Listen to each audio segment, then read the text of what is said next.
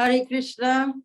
Today is the last day of the online Govardhana Retreat 2022. And I have arrived just a little bit late. Please forgive me. So today the program is a little different from the other days. All our teachers will be with us, including His Grace Madhavananda Prabhu. We will have one last darshan of Giriraj, a question answer session, and a presentation regarding the Govardhana Retreat Center, which is coming up in Govardhan. We will hear from all the teachers as they conclude their presentations. And yes, and then we'll bid farewell to everyone. So please be attentive and be with us. It is a retreat day. It's not something that is not valuable. It is very valuable. The question answer session and the conclusions of the classes. Please do not miss that. That will help you carry this retreat forward with you so that there is an influence in your life to have attended this retreat, that there will be some impact. So today is the day that we get some direction how to proceed further. We go to Govardhan. Sundar Brajatilak. Actually, this is the name of our Lord here, who is hardly visible today. Yes, he is visible. Sundar Brajatilak. And Brajatilak is also the name of Giriraj, as he stands in the middle of Brajamandala like a long tilak on the face of Braja. So please absorb yourself in the images of Govardhan.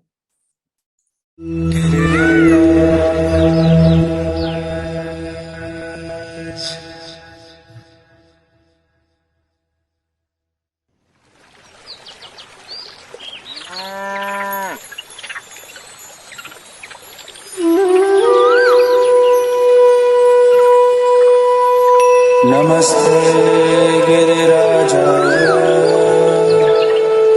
Shri Govardhana Namine Ashesh Klesha Nashaya Paramananda Daine Giriraj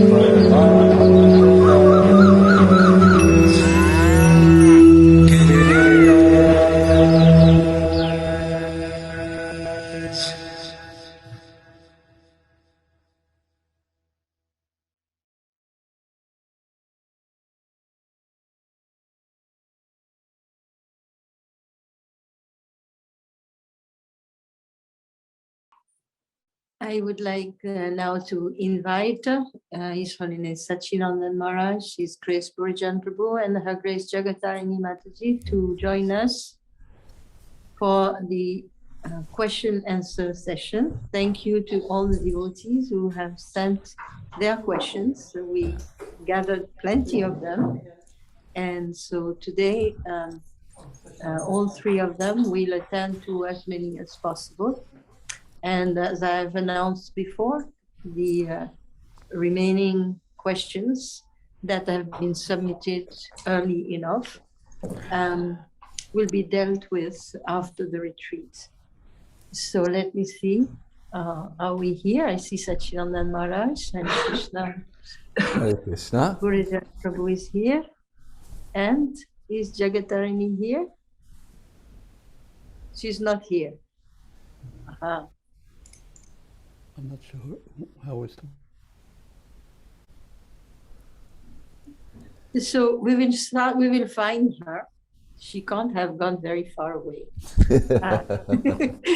We will find her. I suggest that we start right away. So the way this works out here is that each of our presenters are having with them, what do you have with you? Can we see what you have with you? Yes, Dhiraj Maharaj has some kind of basket, and Burijan Prabhu also has, yes, a ball. Have a begging bowl. A begging bowl. And also have questions.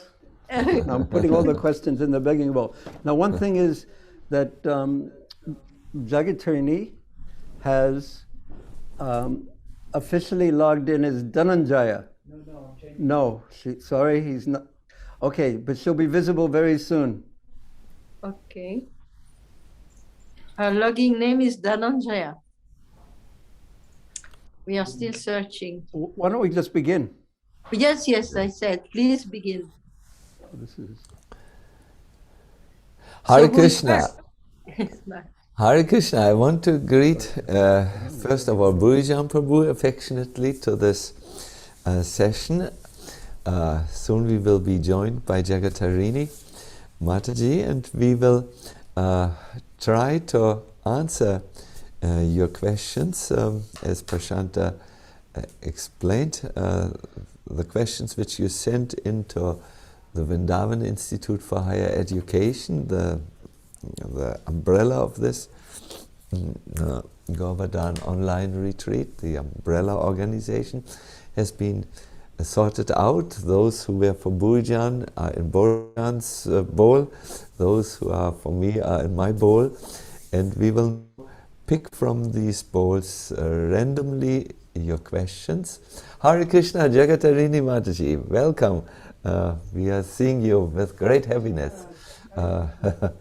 And I suggest that the oldest and wisest amongst us will start. Maybe Burijan Prabhu, you pick a question and then you answer it.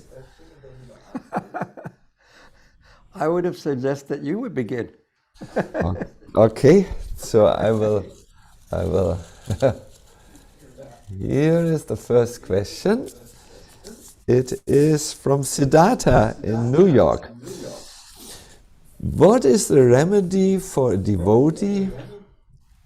I think someone of you is not yet unmuted who needs to unmute, so therefore there's an echo. What is the remedy for a devotee who eagerly wants mercy that in truth they are not qualified for, but they think they have the qualification? Put in another way, How do we deal with feelings of entitlement towards spiritual life? My understanding so far is that entitlement is a lack of humility and false eagerness, and the only solution to properly engage in hearing and chanting, and the only solution is to properly engage in hearing and chanting.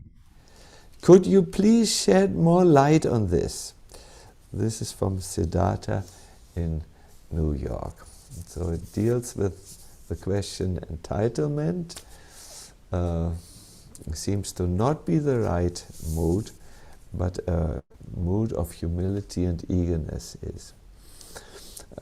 This question comes from the background that we see Srila Rupa Goswami expressing his lack of qualifications in these prayers. He says, I'm wretched, I'm low-born, I cannot constantly think of you, my Lord, yet still I request you to give me something which not even Brahma and Shiva and the devotees who perform great sadhana have.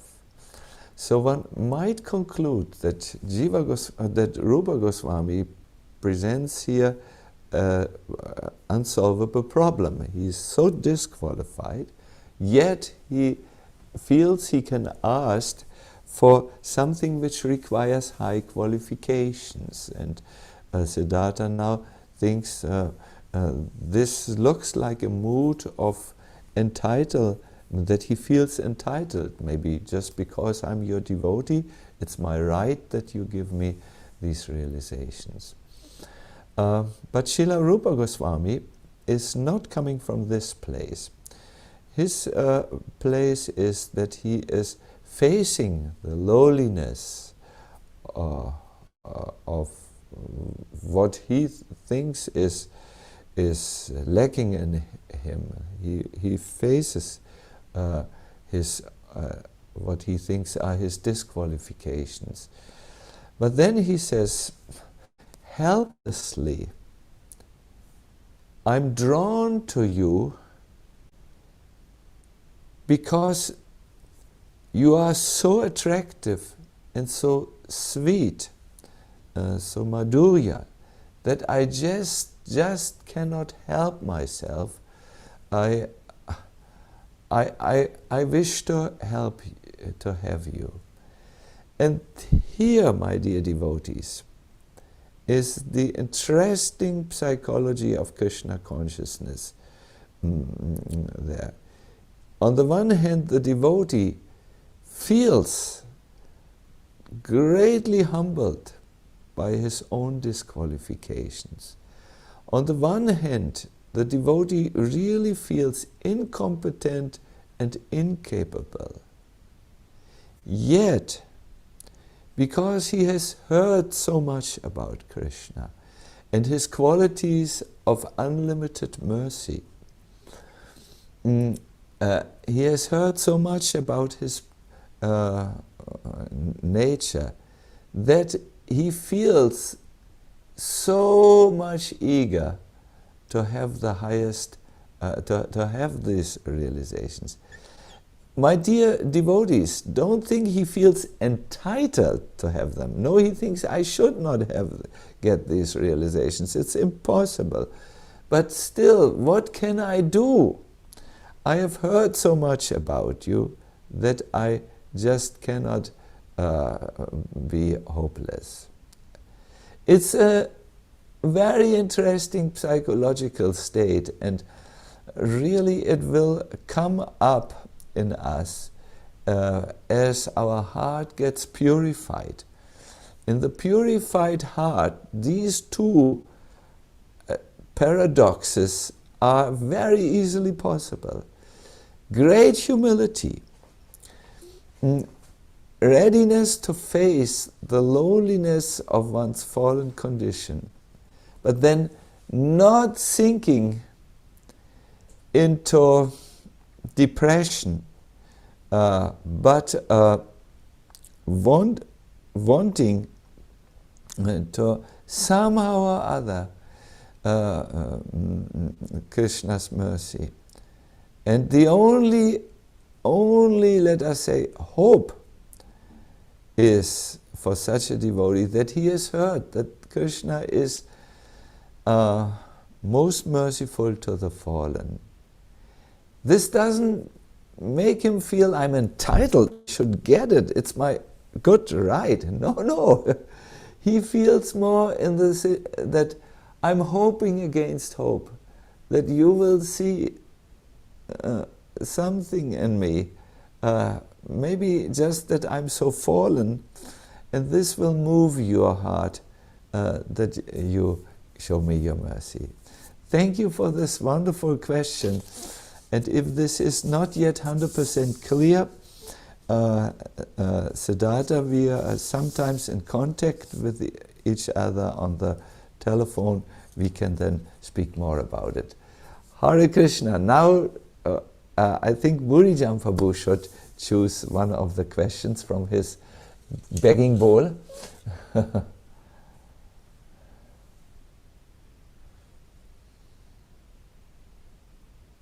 Just to prove that it's a random choice.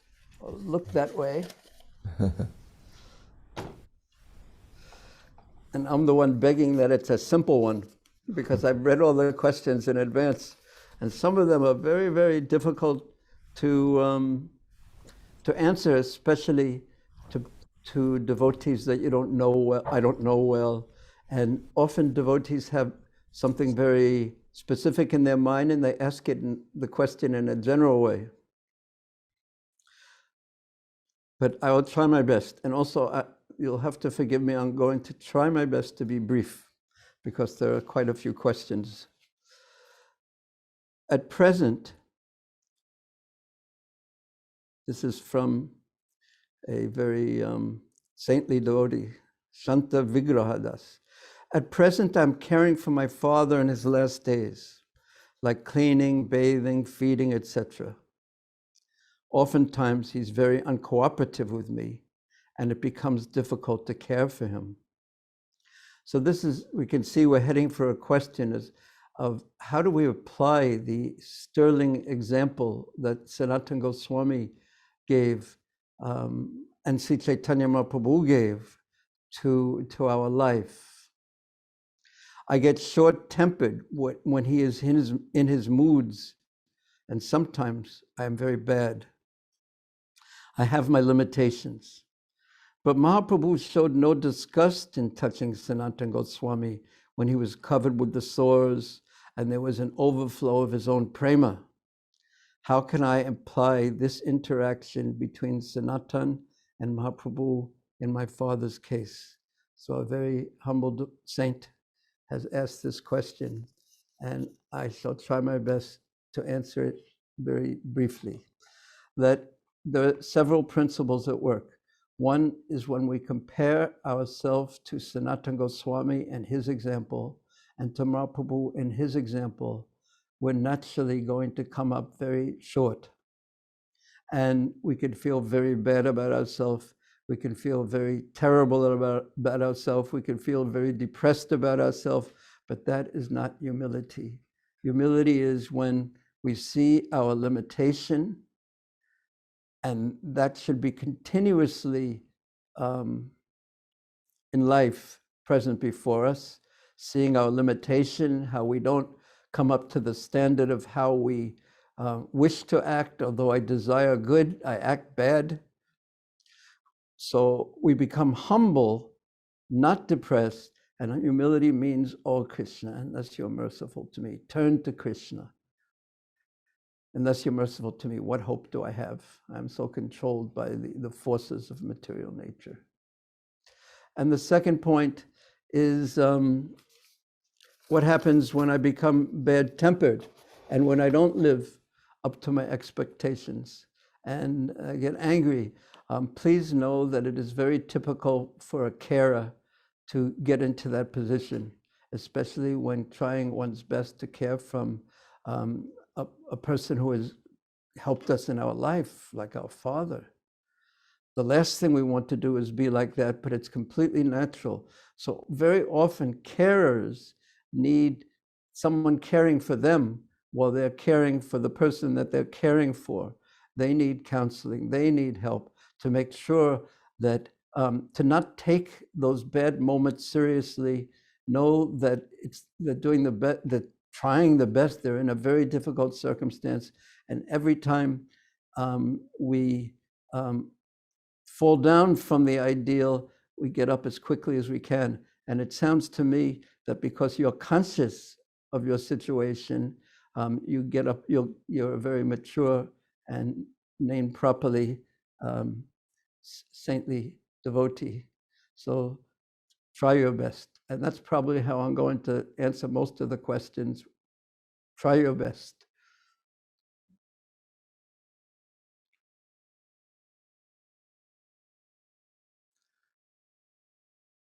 Now we can't hear. Hare Krishna, Jagatarini, would you please be so kind to pick the next question and then answer it? On this side, we're not able to hear anything. Oh, Krishna, Krishna, Krishna, can you hear me? Now we can. Yes, please, Jagatarini, yes, pick a question from your begging bowl and then... Myself. Can you hear? Yes, I can hear you. Can you hear me? There's a Good. bit of an echo, I think. Yes, But- because we have to switch ourselves off. Yes, please take a question. This is the question. Is Brindavan a dangerous place? Is material world is dangerous place? How to take? I am confused. Please explain. Thank you. Hare Krishna, Rama Krishna, C. So, well, I'll also try to answer briefly, but I was reflecting on this morning. Is Vrindavan a dangerous place? Isn't it that the material world is a dangerous place? And the answer, of course, is that the material world is a dangerous place. So why do we say that Vrindavan is a dangerous place? One of the reasons we say that is because Brindavan is an extraordinarily beautiful place. However, it's not meant to be enjoyed by us. It's not created for our direct pleasure, meaning that, oh, this is mine now. Once I saw a short video about a wealthy man who invited two people who were living on the street to come and live in his house. And as soon as they moved into his house, they were still them, and he was still him. And immediately, because they were only humans, many complications came about. And he was admitting to himself that it was complicated having them living with him. They were taking up his space. Now, Krishna's not like that wealthy man who says, they're taking up my space. That's not the analogy that's being drawn. But the analogy comes in that we have to first become actually capable of being in Vrindavan with the right mindset and mentality before Vrindavan, before we can be in Vrindavan and not feel some danger, actually some caution in being there. So is Vrindavan a dangerous place? No, Vrindavan is Krishna's home. Are we a little bit dangerous while we're thinking that everything belongs to us, like misbehaved children? I think so.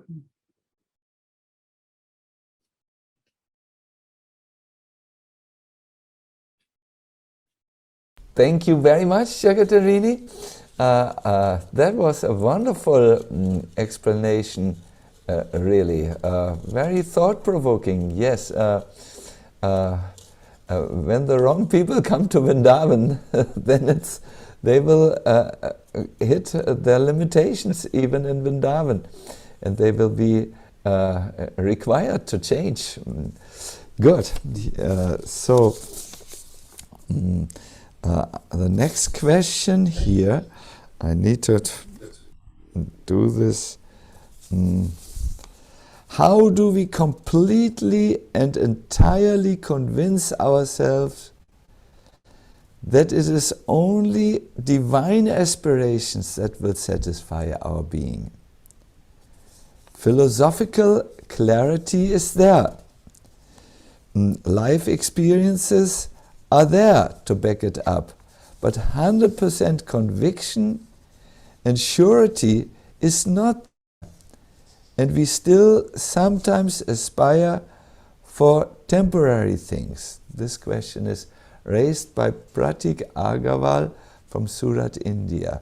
So how can we be completely sure that only if we pursue our spiritual desires, our divine aspirations, will our life become fulfilled and successful?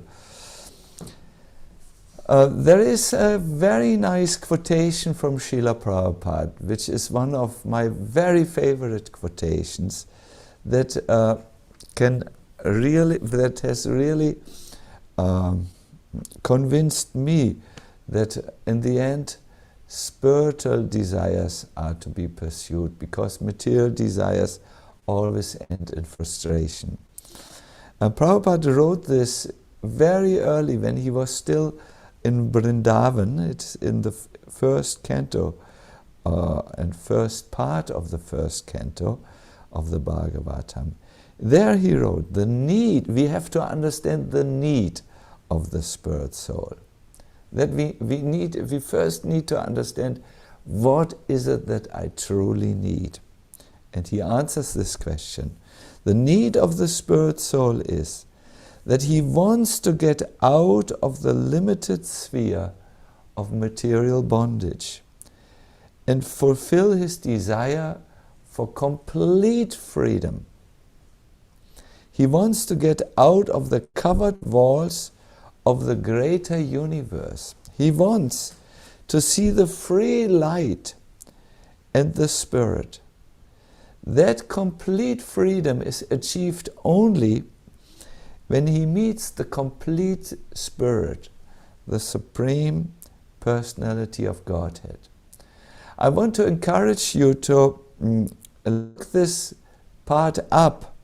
It's in the first canto, second chapter, and 8th verse, 1 to 8.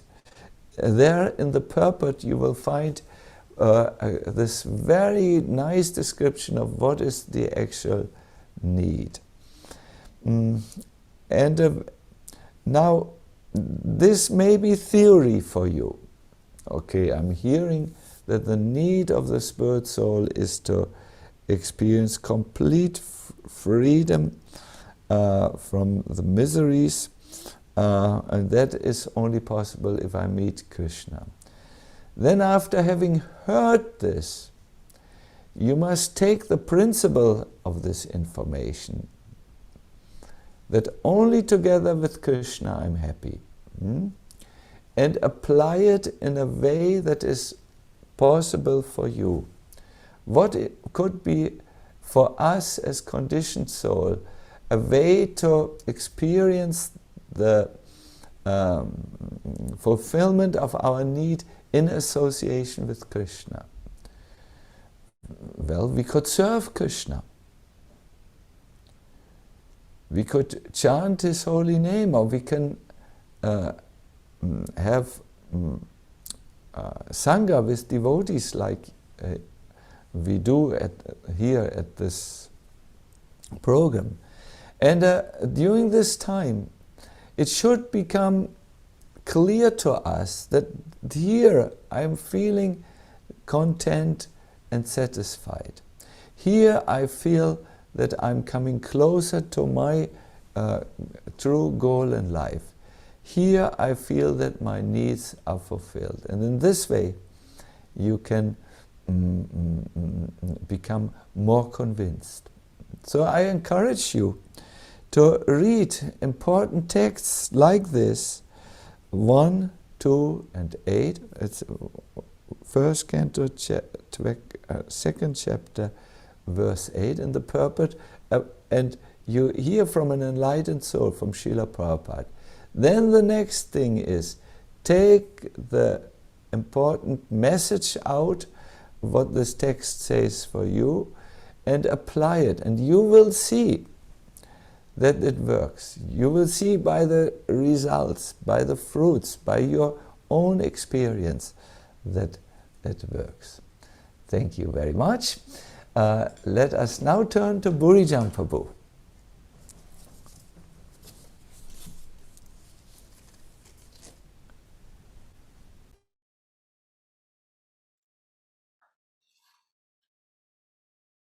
Can you hear now?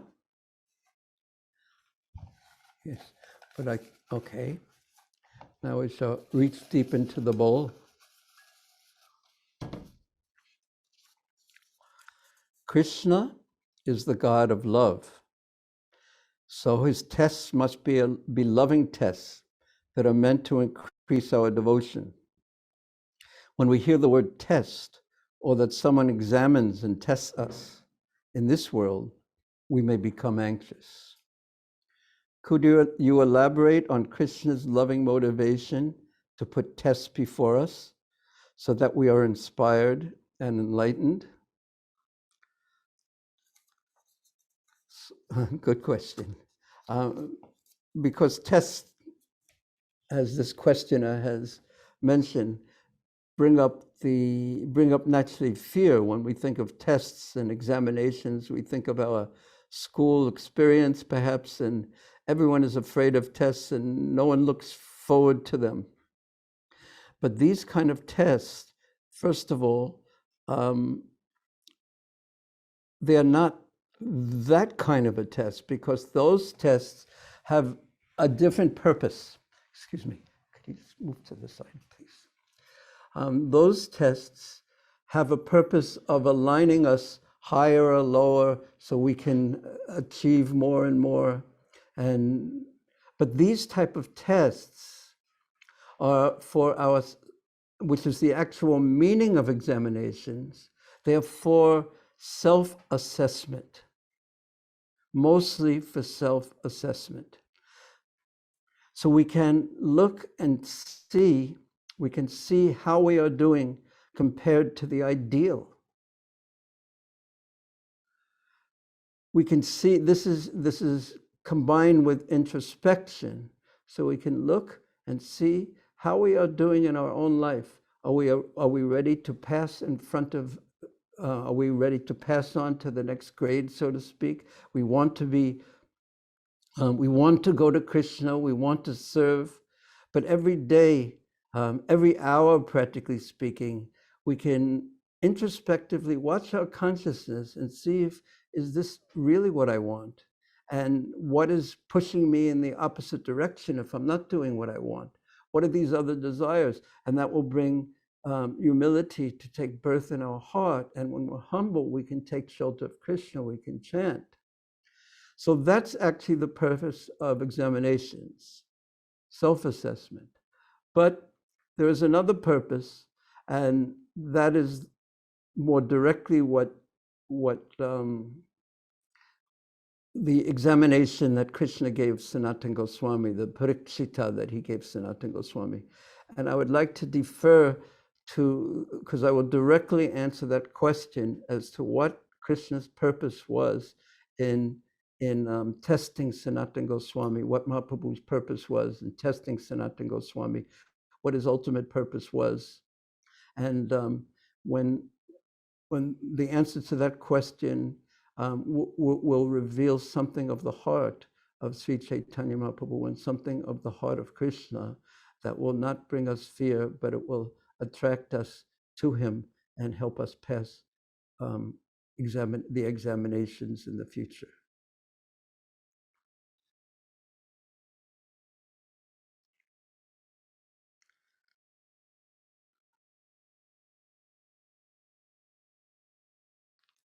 Please, Jagatarini. Hare Krishna. Is that on? Yes. Okay.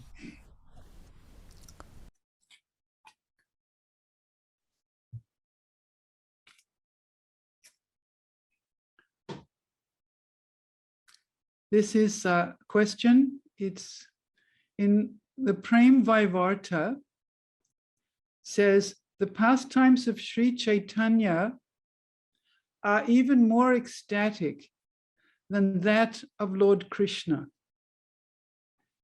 Please kindly explain this. Is Sri Chaitanya Mahaprabhu more perfect and more complete than Krishna? This is from Avaduta Roy Das. So first of all, Sri Chaitanya Mahaprabhu isn't more complete or perfect than Krishna, because Krishna is Krishna and Sri Chaitanya Mahaprabhu is also Krishna. But there's a speciality to Sri Chaitanya Mahaprabhu's Leela that's extremely valuable and important for us. And that is that it's Krishna himself in this difficult age of Kali Yuga, and he comes and he shows an example of how to become a devotee of Krishna. It's like if a teacher says, okay, I'll sit beside you and show you how to do this. So this is the speciality of Krishna's appearance as Lord Chaitanya. But what is Krishna as Lord Chaitanya trying to teach you to do? He's trying to teach you to love him. So when Krishna comes in the form of Lord Chaitanya, which is only at a scheduled time, and he appears in this world during the most difficult, irreligious age, then of course, Krishna in the form of Lord Chaitanya is so dear to us, so wonderfully necessary and essential to us.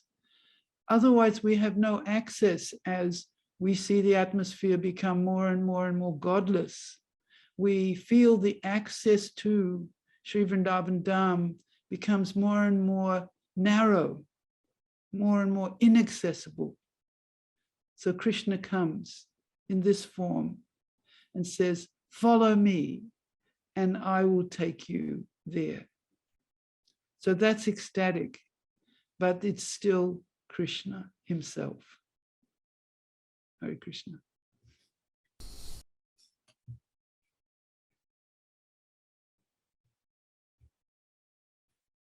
Very much. Yes. This question, the next question is from Brahma Tirtha Prabhu, who is in Gainesville in Florida. Here's the question. Our minds tend to minimize the amazing circumstance of Mahaprabhu. How can we be certain of his position as Radha and Krishna? That is following very nicely the last question. Perhaps there is some synchronicity working here. This is a very important question. I will confess to all of you and to Brahma Tirtha Prabhu that for me it was and still is not so easy to understand the divine position of Chaitanya Mahaprabhu. First of all, to understand that God is not an it, He's not an absolute truth. That was already difficult. then I had to understand that God is a he and a she, Radha and Krishna. There was still another very difficult to understand or feel also as true, you know, or better, to be able to relate to this. Now, then to understand that Radha and Krishna have become one in Chaitanya Mahaprabhu, to relate to that with faith, with worship, with prayer, was yet another difficulty. And I tried the only path which I think will work for a conditioned soul. Chaitanya Mahaprabhu is a miracle. That Radha and Krishna are one is clearly a divine miracle. So in order to understand Chaitanya Mahaprabhu, I felt I needed to go the road of the miracles. That is, I focused on Mahaprabhu's pastimes a little selectively. I focused on that, for instance, he shows his six-armed form to Nityananda, to Sarvabhauma Bhattacharya. He shows to Ramananda Roy that he is Radha and Krishna by first revealing himself as Radha, then as Krishna, and then together as Radha and Krishna. He showed ecstasies which have not been seen before. For instance, feeling the fire of separation so acutely that he fell down on a stone and imprinted the limbs of his body as permanent marks in the stone, or the imprints of his fingers can be seen at the Garuda pillar before Lord Jagannath in the Jagannath Mandir. Gaur Krishna, my assistant, has visited and has seen, and he was, and it is there. It is for everyone to behold. A miracle. How can a hand become so hot that it melts stone? It's not an ordinary hand which can do this. So by going through miracles like this and others, I began to understand that Chaitanya Mahaprabhu is definitely more than human. He is not a human being like you and me. Then, after I had taken, or when I have difficulties even now with my faith, I always remind myself of these documented and eye-witnessed proofs of his divinity. But more than that, I feel to understand Chaitanya Mahaprabhu, we need to take shelter in his gift. And here I don't really mean the chanting of the holy name, although that is a gift. What is in my mind here is, he taught us a certain type of bhakti, which is most favorable for a conditioned soul to develop his relationship to Krishna.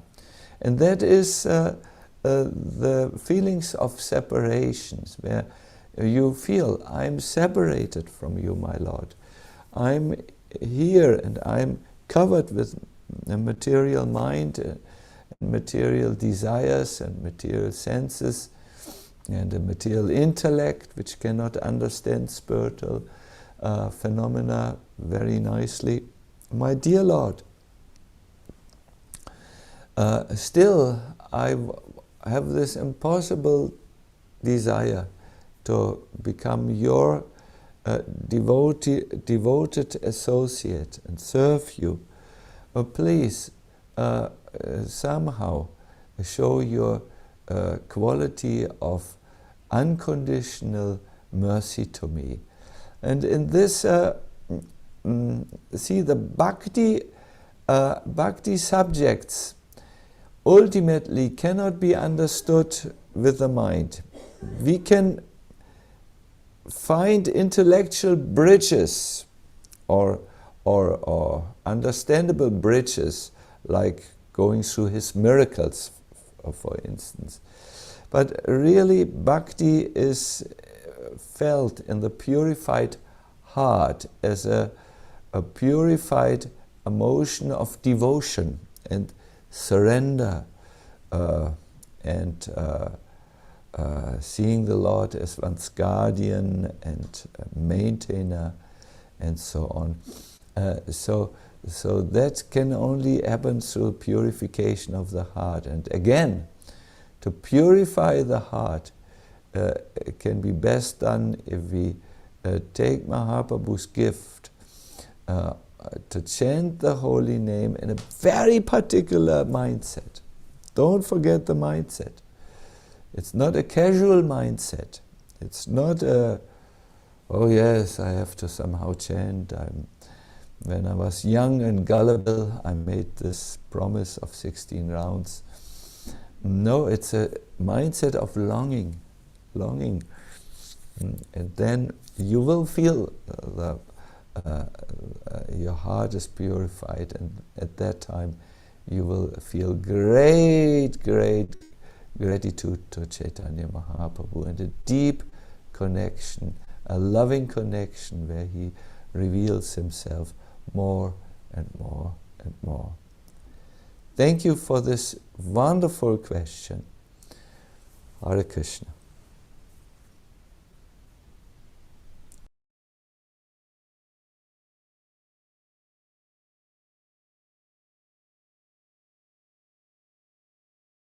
Okay.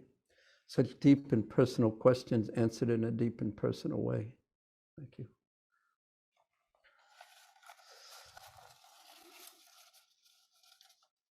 Which one is jumping out? 2. We'll put that one aside for later. Especially in difficult times, faith and surrender to Krishna is tested very much. I become confused and disturbed. What should I do? In the case of Sanatana Goswami, the Lord personally gave assurance. This is one kind-hearted devotee in Delhi is asking this question. So yes,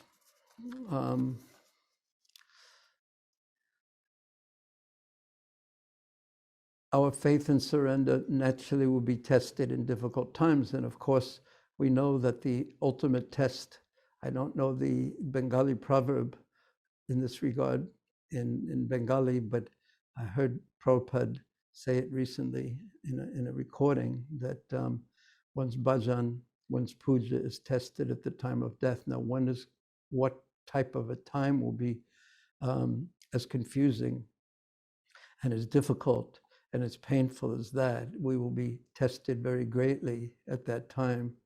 So the fact that you're conscious, introspective enough to know that you get confused and disturbed in difficult times is very important and very, very commendable. And then the question next transforms into the question that you asked, what should I do? So that question means, how do I increase my faith?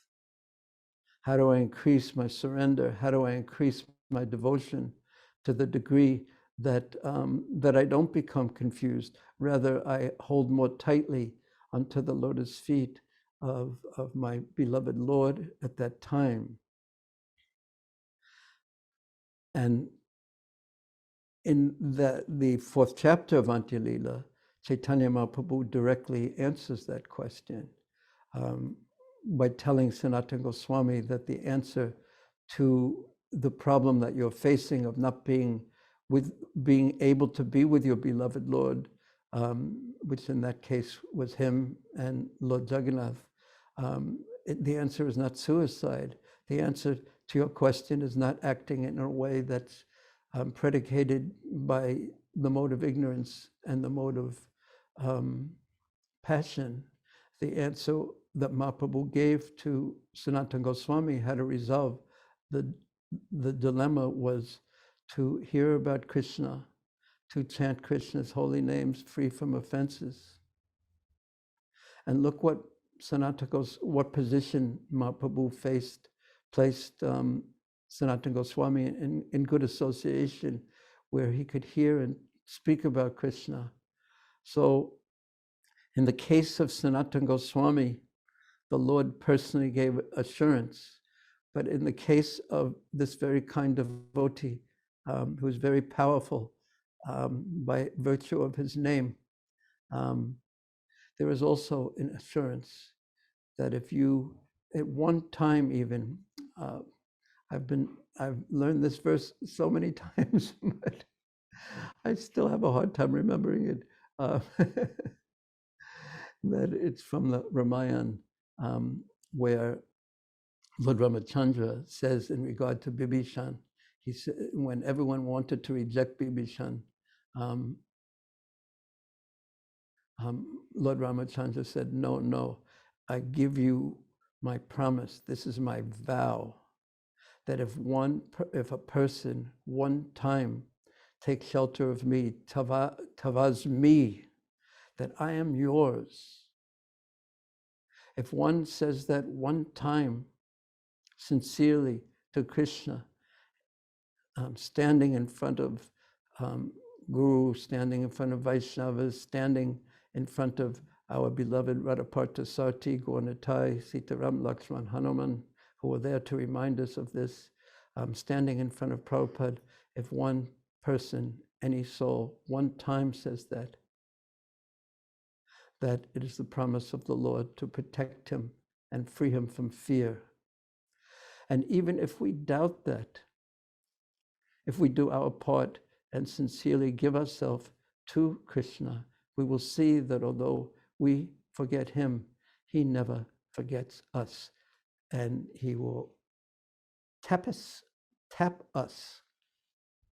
on the shoulder sometimes and let us know that he is with us at a time we expect it the least, just to let us know that he is always with us. Hare Krishna. Another sincere question.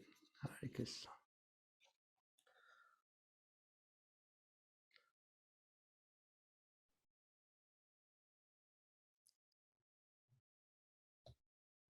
Hare Krishna.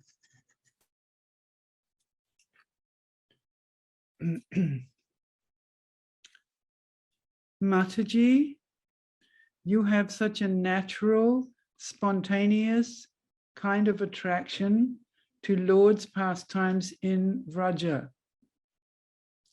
How do we actually take shelter of Brindavan Dham so that it reveals itself to us? This is from Alicia in London.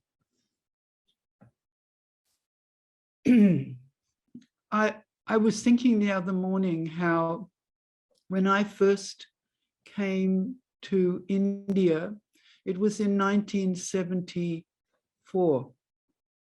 And it was a difficult period in my life. It wasn't coming with great excitement. In fact, in some ways, I was reluctant to come. But Srila Prabhupada had requested us to come to the Mayapur festival that year. So when I arrived in Calcutta, I experienced culture shock of being in India for the first time. And the Mayapur project was not very well developed, and more culture shock took place there. So I felt quite vulnerable, and we had a journey on a train from Calcutta to Mathura. And I thought, let me try and at least prepare myself for the next part of the journey. And so I had a Krishna book with me, and I just kind of curled up in a corner in the carriage and just kept reading, not because I was excited and jubilant, but because I didn't want to miss out on another opportunity. And that reading about Krishna meant that when we stopped in Mathura and all got off the train, I remember just looking around and thinking, oh my gosh, this is the place where all those leelas or stories of Krishna took place. And by some kindness of Brindavan herself, I came off the train into the bus and to the Fogal ashram, and everything about Vrindavan appeared magical. Now, I don't think that would have happened if I hadn't prepared myself, because there was so much turbulence, so much inner turbulence in my life at that time, that I would have just been there musing on me. You know, how am I going to cope when I go home? How am I going to deal with this problem? How am I going to go on with my spiritual life? But this key factor, this shift, came about, I'm sure, very much by holding on to what Srila Prabhupada gave us to hold very tightly to, which was Krishna and Vrindavan. And that time, I was feeling this hopefulness. And as we were about to leave, to return to Hong Kong, which was a horrible place, and Srila Prabhupada had insisted that we should return there to our duties and services there, which I was very reluctant to do. Just before we left, we had his moment of association, and he looked at us and said, "How do you like Vrindavan?" And he had a sparkle in his eye. It was like proud and pleased, and like somebody who really wanted you to have had an amazing time. And I responded without even thinking, without even any kind of etiquette. I just said, "Oh, it's amazing, Prabhupada." And he responded in the same way, spontaneously, and he said, "Then you should come and live here." And then, without the appropriate reverence, I started laughing. And I said, "But you just sent us back to Hong Kong," which was like, to me, was like going to hell. And he looked at me again with this, can't be defeated look. And he said, "Then you should come here for some months every year." And in my case, I got back to Hong Kong, but I thought this was just a charming exchange. I thought they were sweet, affectionate words. I was too immature to realize that they weren't just immature words. They were a very important instruction that you should come and live here for some time every year, because the experience of Brindavan, it lifts you up like a wave, it takes you up, and then boom, you're back into your life as you know it. And without that thought that there's another wave coming, sometimes it feels like you're drowning in the ocean. So that would be my personal story. And also I think there are hints in there of what you could look at to see how you too could enhance your relationship with Sri Vrindavan Dham. Thank you for your question. Hare Krishna. Hare Krishna. Wonderful to hear this personal story. Was Burijan Prabhu with you at that time? What's that? What was Burijan Prabhu with you also at that time in the room? Wow. And he replied. No, don't say what I replied. Ask him what he replied. What did you reply? I'll tell you later. I can't remember. Okay. Maharaj, you are between us now. Good. Here's another question. I also, it is from Ritu in Madhya Pradesh, India.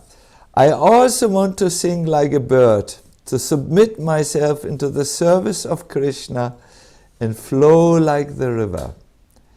But when someone tries to interrupt in between or stop me doing so, should I take it as a test or as Krishna wants me to do some other services? Please guide me how to effectively use udipans in a disappointing or disturbing circumstance.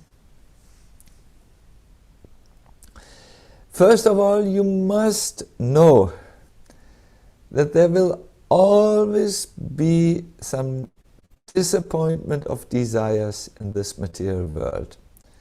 The world is made like this to really show you, especially when you are a sincere spiritualist like you seem to be, that we cannot be happy by investing in the material desires which are still there maybe. The world will always show us this does not work. My dear Ritu, I do not know how old you are, nor do I know if you are a man or a woman, but let me tell from my experience of a little elderly person now. I'm approaching 70 years of age, so I've been for 50 years or something on the spiritual path under Srila Prabhupada's shelter.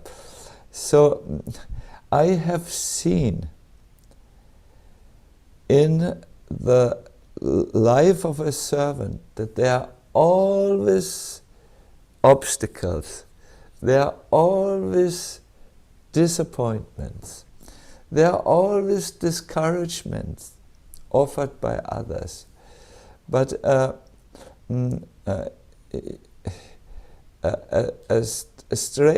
good, let me say, good spiritual practice will empower you to not act upon these disturbances and discouragement and obstacles. You will somehow find a way to pursue them. Now, if you have a question where you are not sure that these obstacles are maybe sent directly by Krishna to hint to me that I should not move on this path, but I should take another route, I should maybe change my service or my location. If you have this feeling that maybe Krishna wants to show me something, then I would like to give you the following advice. When Krishna wants to show you something, he will show it to you again and again and again until it is clear in your heart. Okay, I get it. This is Krishna's way. He understands that we are conditioned souls and we have difficulties in seeing his hand working. So he will repeatedly, again and again, make his intentions clear. And but if an obstacle shows up for the first time, or if it is clearly something which is offered because someone may not like you or has his problems with you, then it's good to stay on the path and be there. I would like to end my question by repeating something which Burijan Prabhu said. You remember he told us, he wanted to tell upon us mature reactions to obstacles. He wanted to talk about this, and he gave this example, that there were once two identical twins who had a terrible drunkard as their father. So one of them turned into a homeless beggar who was also a drunkard on the streets, and another into a neurosurgeon. So the two twins were interviewed. How did you turn into a drunkard, was the question to the first twin. And the twin answered, how could I become anything else with a father like this, who is a drunkard? Then the same question was asked to the second twin, who became a neurosurgeon, who saved people's life. Also he was asked, how did you become a neurosurgeon? And he gave this answer, how could I have become anything else with a father like this? So one person took his circumstance of being born from a drunkard as an excuse to give in to his lower nature and become a drunkard also, and the other took this same circumstance as an inspiration to make something wonderful out of his life. And I believe this is the road a devotee must take when there are obstacles or turning up in his life. He turns these obstacles into inspirations and says, oh, now I understand what is material life. Now I understand what I'm dealing with as I'm in the material world. Let me take more shelter with Krishna, at Krishna. We have a famous intellectual in the German culture who wrote many books. I think you all must have heard about him. His name was Goethe. That's how you tell his name in the German language. In the English language, yes, Goethe. You would say Goethe. You would, but the right pronunciation is Goethe. So he said, I can also turn the stones which are placed into my path into something beautiful and build a house with them. Even from the obstacles, I can build a beautiful house. Hare Krishna.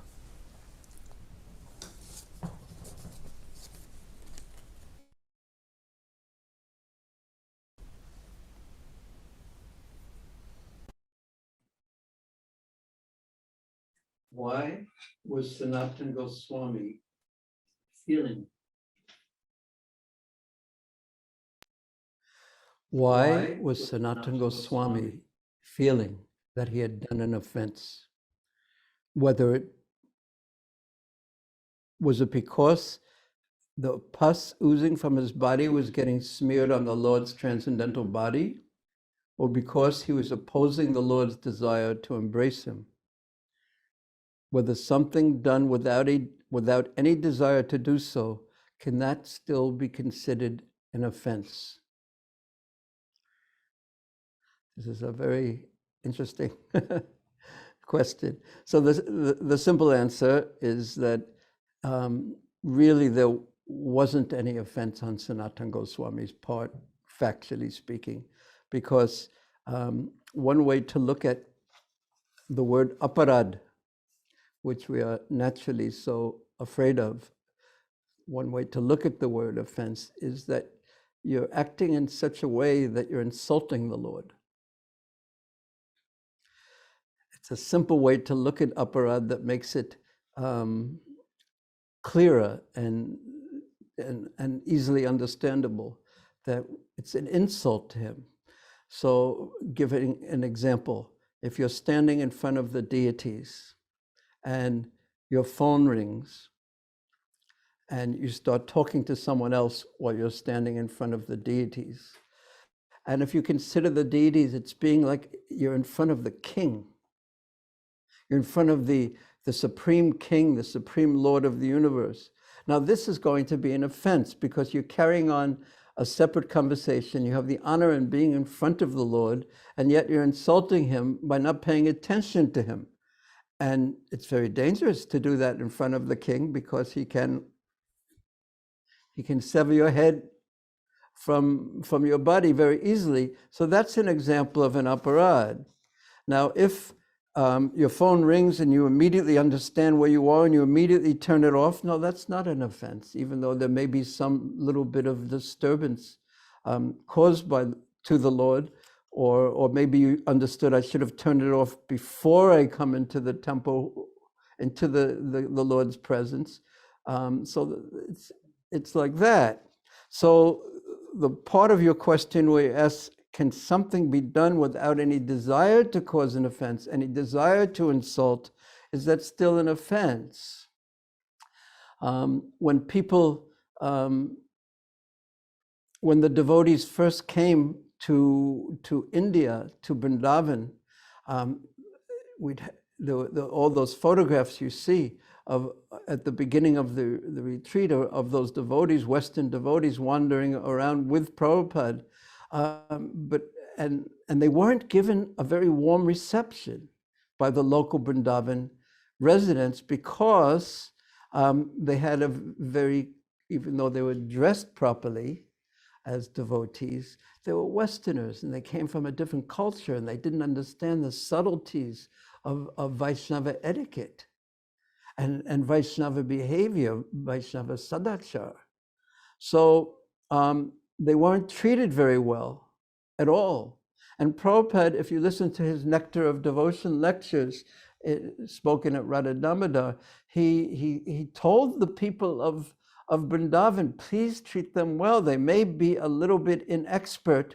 They may, but don't drive them away. Don't treat them badly. See them as Vaishnavas. Don't see them as Westerners or Western Vaishnavas. No, that is offense, actually. So the answer to the question whether something done without any consciousness of it, what to speak of desire, could not be considered an offense, and the answer is not really. It's like a child, and that's what Mahaprabhu told Sanatana and Haridas, you're like my children. I don't consider any offense by anything that you do, because naturally, out of affection, it's not possible for you to offend me, practically speaking, for your affection for me and my affection for you. So then the question is whether Sanatana Goswami's body touching the body of Sri Chaitanya Mahaprabhu, was that actually an offense, or was it something that Sanatana Goswami was experiencing as offense, but it wasn't actually an offense? And we can understand and not imitate by understanding the mood. If we walk in before the deities in an unclean state, in a horrible state, and what to speak of touching the deities, we will feel that this is improper. But in the case of Sanatana Goswami, it was clearly Mahaprabhu's arrangement. And there was no offense, actually. There was no offense at all, because this was the arrangement of Krishna to teach us through teaching Sanatana Goswami. I once did something that was with Prabhupada that I really had to internally struggle about before I did it. And Prabhupada, this was in perhaps 1975 in Melbourne. And he was getting on, all the devotees were in the airport, and Prabhupada was about to depart Melbourne again on a plane. And Prabhupada stood up to go, and his hat was on in a very funny way. It was tilted to the side. And and I thought, oh, how could I let Prabhupada, people might laugh and think that it's funny and not take him, people might insult him in that way or have an insulting attitude. After all, there he is, Prabhupada, and he's walking on the plane. So on one hand, I wanted to straighten the hat. And then on the other hand, that how could I do that to Prabhupada? And then on the other hand, three-handed form, on the other hand, all the devotees were there. And how am I going to, even if I was bold enough to do this, how could I do it really in front of all the devotees? So somehow or another, Prabhupada started walking, and I just did it. I walked out right in front of Prabhupada. There was just, everyone has to walk behind Prabhupada, but I just walked right out in front of Prabhupada, and I stood in front of him and I straightened his hat. And he just let me do it. And I just moved back. I didn't make anything of it. He didn't change the expression on his face. He just let me do my service, what I thought was my service, and he accepted it. So some devotees may think this was improper and offensive or whatever, but I knew that Prabhupada just accepted my offering. And I'm not sure if this is exactly relevant to the question about offenses, but it was such an amazing experience. Okay, Hare Krishna.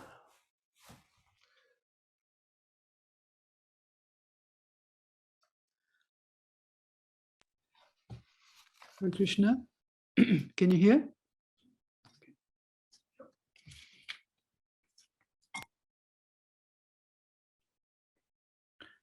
You mentioned in the presentation that Brindavan is made for our enjoyment. I wanted to understand this statement. Could you elaborate on that? Also, you mentioned that somehow or another we become attached to Krishna. Is it all right that we are attracted to form, to one form other than another? I think that's the question. To form than the other? I feel guilty. Any input? Your servant, Madhumati. So, Madhumati, thank you for the question. So the first point, when I was preparing that presentation, I got to the point where I was going to write that Vrindavan is meant for our enjoyment.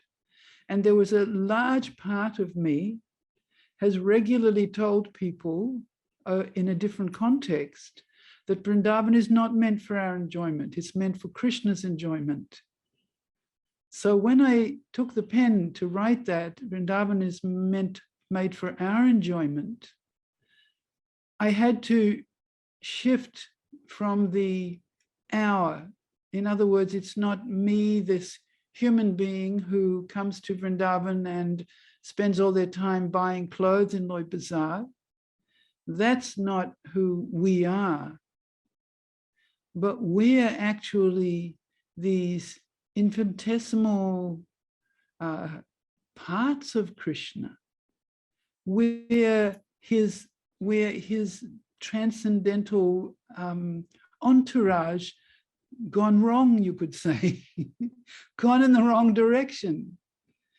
It's like if you're with a group of people and you're taking them on some kind of a tour, and you're walking down the road and you suddenly realize that 5 of them are missing. And you have to walk all the way back and see that, oh, there's a junction here. There's two roads go like this. And then you've got to go find them because they've gone missing. So the mood that Srila Sanatana Goswami gives in his Brihad Bhagavatamrita of Krishna's anticipation or his welcome when somebody comes back to him, it's overwhelming. It will make you cry and cry. Because here we are in the world trying to make ourselves happy and secure and satisfied and always troubled by some little something, like you're saying, feeling guilty, feeling worried, or worse. And then there's somebody waiting for us. So in that context, I made the statement that Vrindavan is meant for our enjoyment. It's where we belong. It's where we fit right in. Once that misdirection has been corrected, if we come back on track and keep going, that's our destination. So is there something wrong with being more attached to one form of Krishna than another? No, not really. We hear about Madhavendra Puri, and he was very attached to the Gopal deity who he found, who he unearthed at Jatipur or near Govindakund. And he went on behalf of Gopal to Puri to get the chandan to cool his body. But when he was returning, he was at Remuna. He had a dream that Gopal said, give this chandan to Gopinath. And in that way, I will feel cool here in Vrindavan. And although his attachment was to Gopal, he gave the chandan to Gopinath, and he stayed there as long as it took for that chandan to be ground and made into a paste and offered to Gopinath every day. So he stayed there on behalf of Gopal to give the chandan to Gopinath. So we may have our own personal deities or a temple place whose deities we really have depended upon and prayed to and tried to serve and render our heart to. And then we go to another place and everybody there is enthusiastic about those deities. So it takes a little bit of thoughtfulness and prayerfulness to see our deities in that other deity, or to keep them separate and respect and love both of them. But ultimately, they're both Krishna. There may be some differentiations, but there we're speaking about something more technical or more advanced. The general principle is like that. Thank you, Madhumati. Hare Krishna.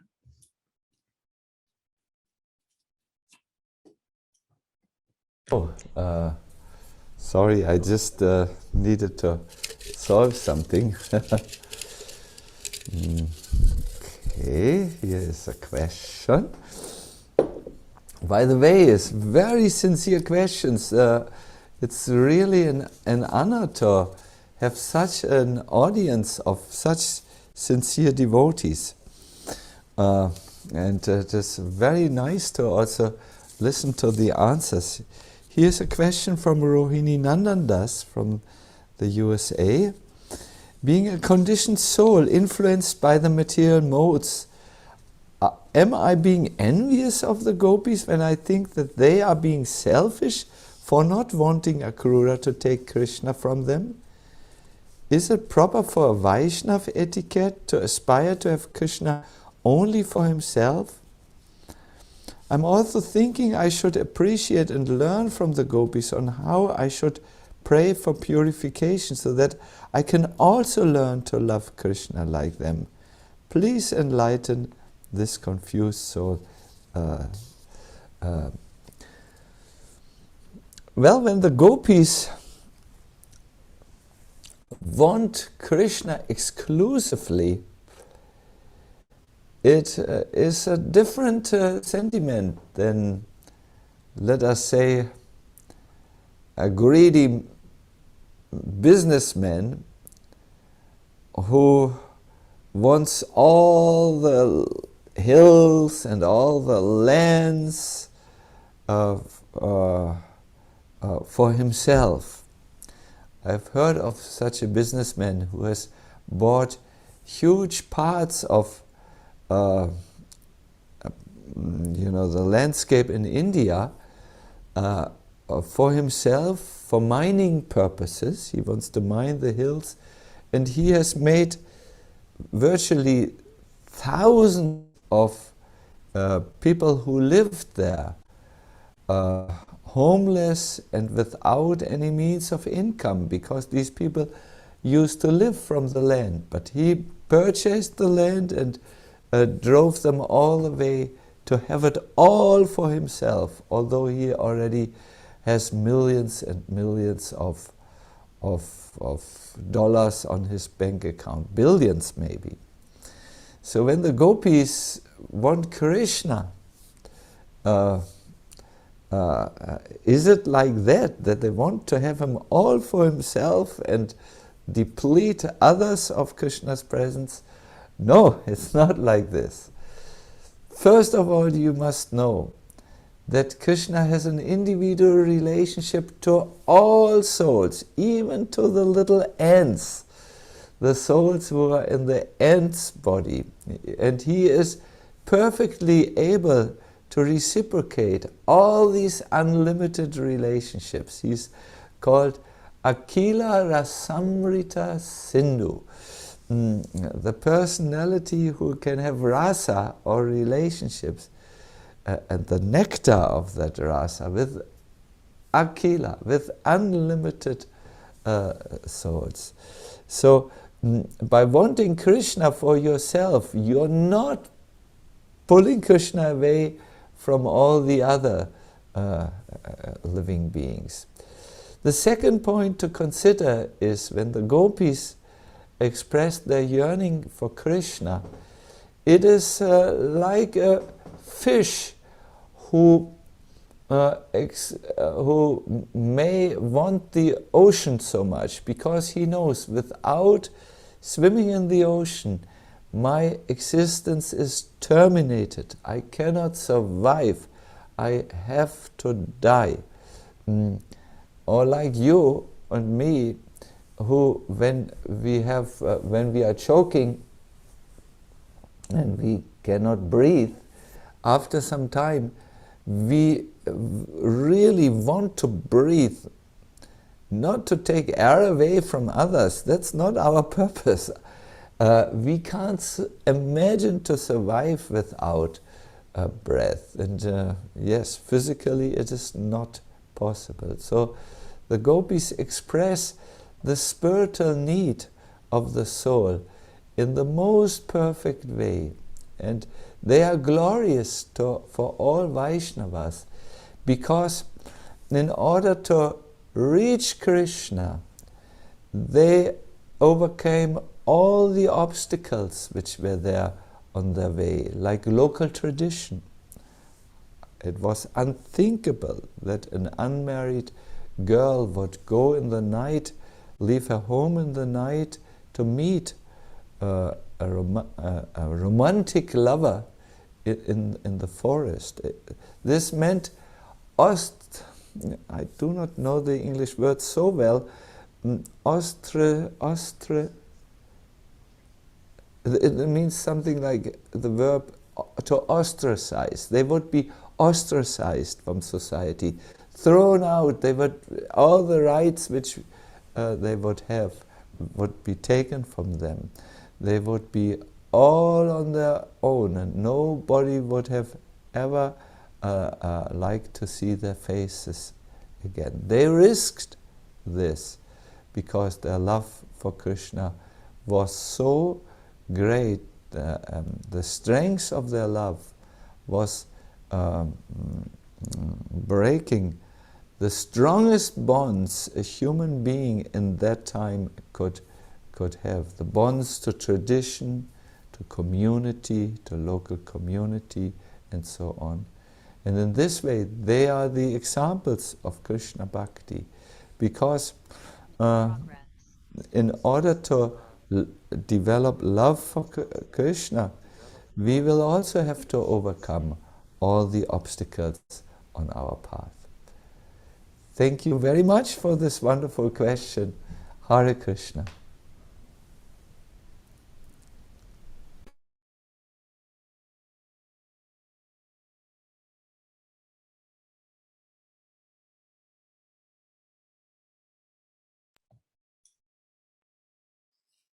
Hare Krishna.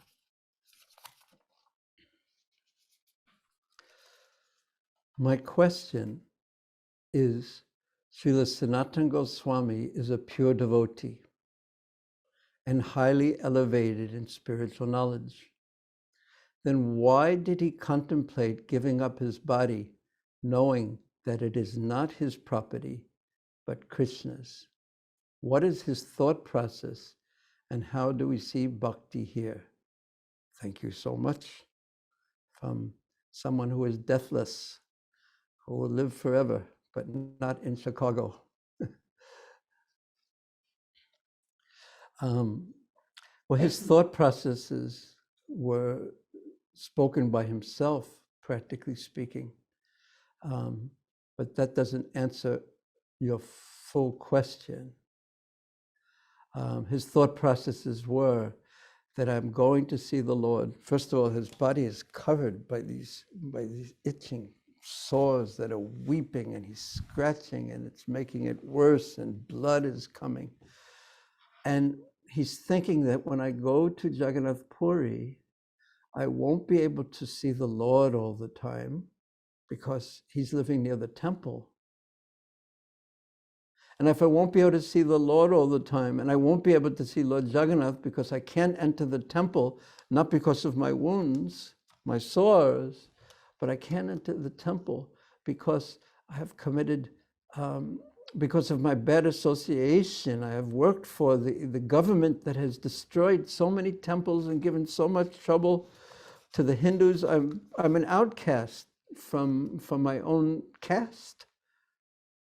So I'm no longer in the Varnashrama system, which will allow me to go into the temple. So I won't be able to see Lord Jagannath except when he comes out for Rath Yatra. So I can't see Mahaprabhu. I can't see Lord Jagannath. And not only that, what I won't be doing will be so intolerable. I will be committing offenses. What happens if I touch the pujaris just by accident in the crowded roads of Jagannath Puri as they're going to the temple? I'll be interfering with their service. I'll be interfering with their service, and what an offense I'll have committed to them. So he's thinking that I have no service, I have no purpose in existence, I can't even see Lord Jagannath, and therefore what is the purpose of my life? Now that feeling that I have no purpose in my life if I can't serve Krishna, be with Krishna, is perfect and pure. That feeling Mahaprabhu did not interfere with, and that feeling was one of Virahabhav, or separation, that my existence is meant for Krishna's pleasure, for Krishna's service. Mahaprabhu did not say anything bad about that, rather than that was his essential teaching, to serve Krishna, thinking myself very distant from Krishna, but not being able to tolerate being distant from Krishna. So therefore I serve in separation.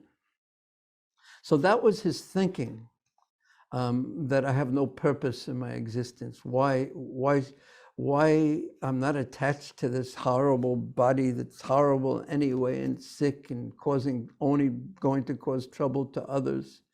I'm not attached to it. Let me give it up and do something better. So that was his thought processes, or achieve a higher goal. But the question is that you're asking more essentially, how could he do that knowing that his body actually wasn't his body, but it wasn't directly Chaitanya Mahaprabhu's body, but it was his Mahaprabhu's body in the service of Chaitanya Mahaprabhu. So this type of a thought was placed there by Krishna so that this Leela can go on, because it is a Leela, it is a divine enactment for two specific purposes. Not this specific Leela is just for two purposes. And Mahaprabhu's Leelas, as later on will be said in Chaitanya Charitamrita, that so many purposes flow from them, like so many tributaries flow from the Ganga.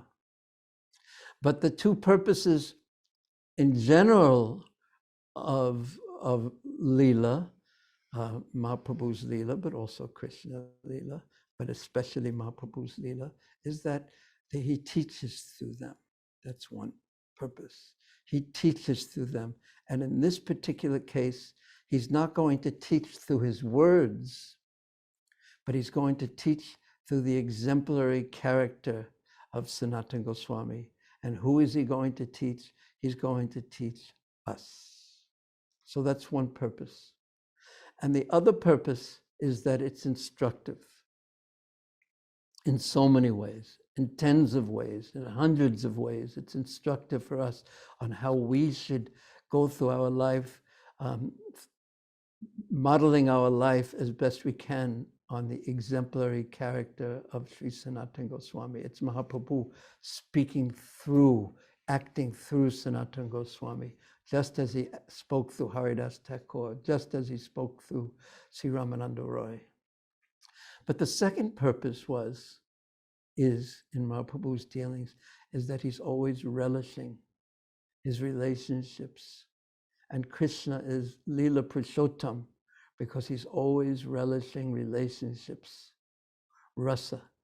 So Mahaprabhu here, look at his dealings, how subtle and intricate they are between Thakur Haridas and him, and Sanatana Goswami and him. And he's relishing that so much, the sweetness of the dealings and the ability to express love and exchange love and receive love. And this is what everyone is always looking for. And perhaps if we would look more to the spiritual, if we would cast our glance to the spiritual side and the spiritual realm, then we will become closer to realizing our heart's desire of exchange of love. And the second point again was meaning in our life. So the fact that he was thinking, he wasn't considering it his property, this is Leela in relationship to Sri Chaitanya Mahaprabhu. Hare Krishna.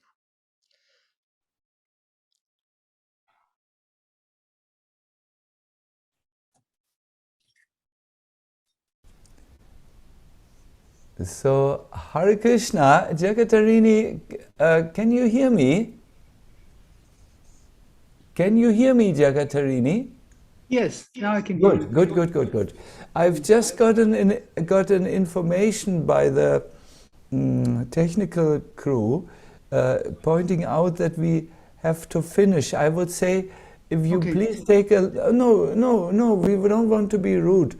Just take a question and just answer it concisely, and then we will finish after you. That would be... We want to hear from you. Thank you.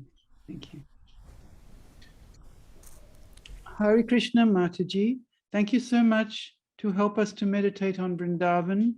Please guide me how I can meditate more and more about Brindavan. Anarpita Kripamoyi Das. So, how to meditate more and more on Brindavan? well, you have to come in touch with Brindavan in some form, whether it becomes through bhajans about Brindavan, whether it becomes through Krishna study of Krishna book about Brindavan, whether it becomes through listening to the subject matter of Brindavan through devotees, which is online or somehow. You need to become like very curious, very curious. How can I get a little more Vrindavan into my life? And just before we finish, the other thing is, you see, we carry Krishna with us. And so when we realize that we're thinking away up here, how can I have this? How can I have this? But he's aware of that. Now, if I'm thinking, and he's listening, that's not a conversation. That's a monologue. I'm this, I'm that, what can I do? But if we understand this, that Krishna is, I'm seated in everyone's heart, if we recognize that, then we ask that question also through our prayer and thoughtfulness to him as well. It's possible. You should try it. And I guarantee you that you'll get a result from it. It's the difference between a dialogue, an exchange, and a monologue, which is just us listening to our thoughts. So make an active attempt, and I think you will see good results. Thank you, Hare Krishna. Thank you, Maharaj.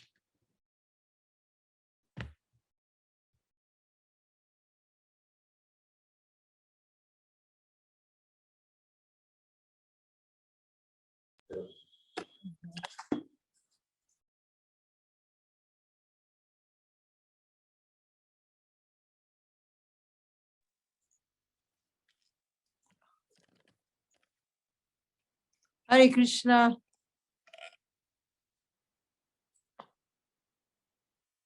Can everyone hear me? Yes. Okay. So this was a very enlivening question answer session. And yes, it could last for another 2 hours or maybe 3 hours, but we have to stop here. As I mentioned earlier, the remainder of the questions, we will do our best to deal with them, either all or some, or we'll do our best to deal with more questions through messages that we will inform you when they are uploaded. So now has come the time to discover a project that some of you are aware of if you have been in touch with the VHE before, and if some of you are new, you may not be aware of. In, I think it was 2004, a land was acquired near Govardhana, very close to Govardhana, for the construction of a Govardhana Retreat Center. So many years have passed, and the project has been growing and growing and growing to the point that now it is extremely visible, and it is nearing completion. And we will hear how we are now looking at the opening. This is a retreat center meant to host VHE retreat, but not just VHE retreat. It is meant to host you also, if you wish to bring groups to Govardhana for the purpose of, let's say, devotional cultivation. So let us hear now. Is he here? Have we Brindavan Vinod? Is Brindavan Vinod here? First, I will ask Burjan Prabhu to introduce the Govardhana Retreat Center, and then we will hear from Brindavan Vinod Prabhu, who is managing the construction of the center. And we will see images of the retreat center, and then we'll hear more about the retreat center. Burjan Prabhu, I hand over to you.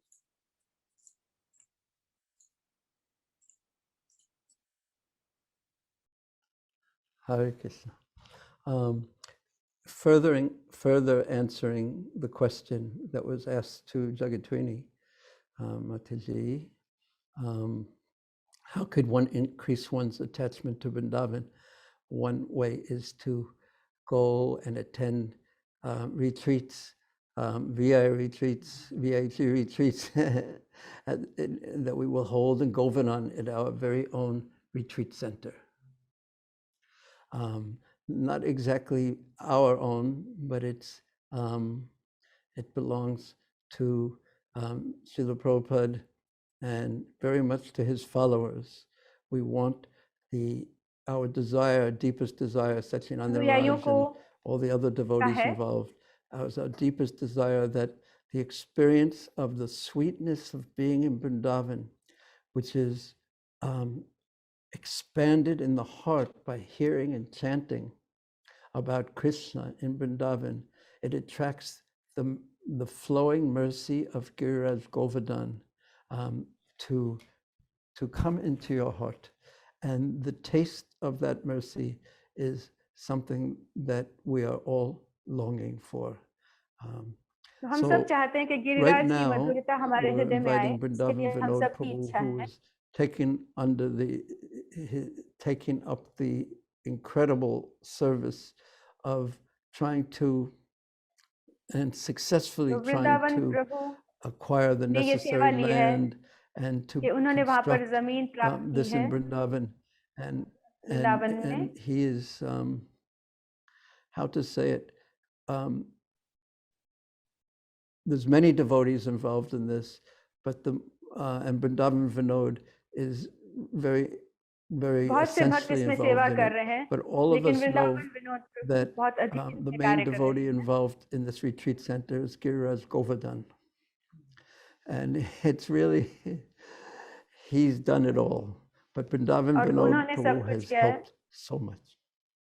So he'll speak some, he'll show you some, and I think we're going to have some live shots of what's there now, plus a video of what's already been constructed.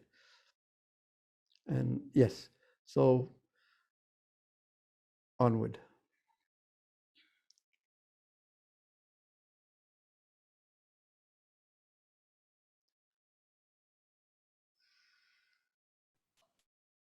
Hare Krishna. I don't know if everyone can hear me or no. Yeah, perfectly audible, Prabhu. Welcome. Okay. And I was thinking that the first video will be shown, then I will. Then first the video is there. All right. Then everybody, so please, this is the darshan here, Brindavan Vinod Prabhu. So we'll first show the video that has been that will give us a tour of the retreat center. Can we stream the video? And there will be a voiceover also. Yes. And that voiceover is yours. Yeah. I'm sitting also, here. Brindavan Vinod, because things are being translated into many languages, so speak slowly. Sure. Something that I have to learn to do also. All right, the images are coming. And also, Vrindavan Vinod, it's so nice to see you. Hare Krishna Maharaj. Hare Krishna. I'm on the roof of one building and it's very cold.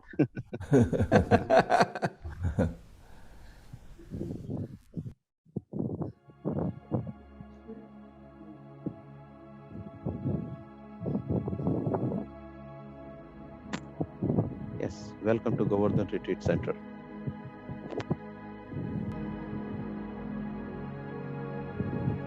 Welcome to Govardhana Shrine. Welcome to the Govardhana Retreat Center.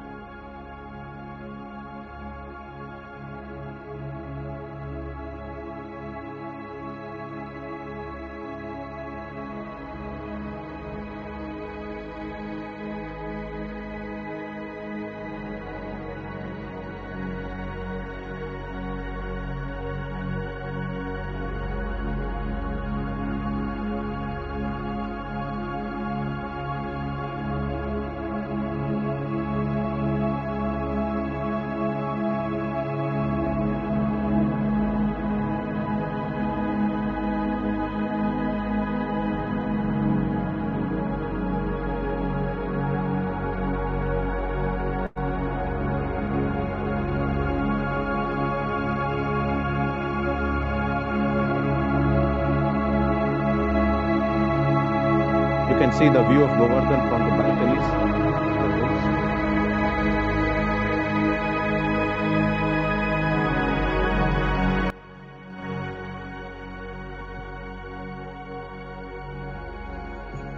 Actually, during this Corona period, for 2 years, work was almost stopped. So there are so many materials which have been kept on the site, but it's not fixed yet, because now we are resuming the work bit by bit. So work is now pretty fast now. And as this video has been shooted, we have progress so far also. Wow, this is the view of Giriraj.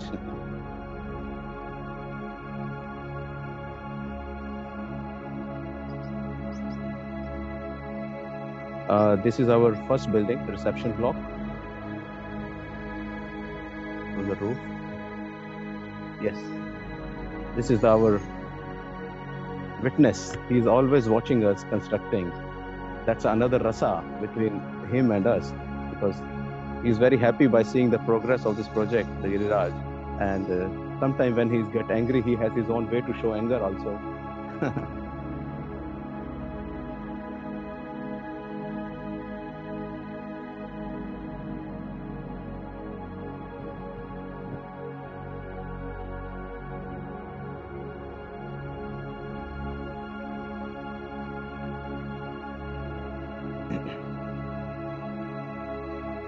These are the different blocks. Yeah, this is D block, and then behind us the C. This is our special Bhajan Kutir area, which are almost, Bhajan Kutirs are ready, like only doors and windows are pending, which are already kept on the site. So this is, and plantation is going on now, which we started now recently after the raining. And we have 6 Bhajan Kutirs in numbers.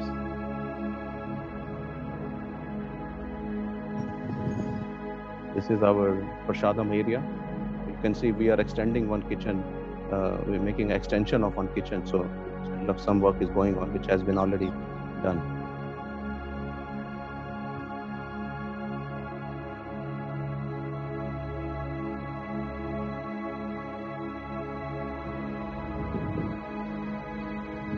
Balconies, big balconies are there, and the corridors.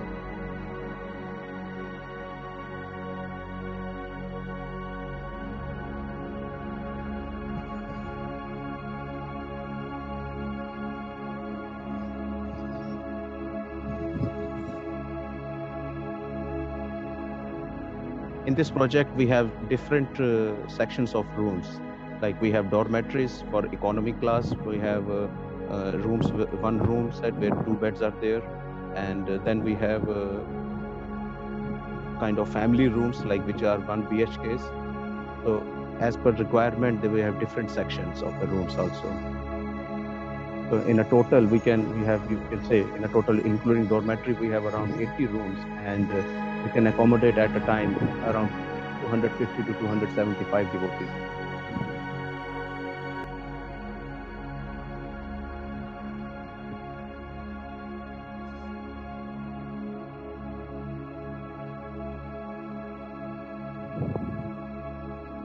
This is the back side of the building.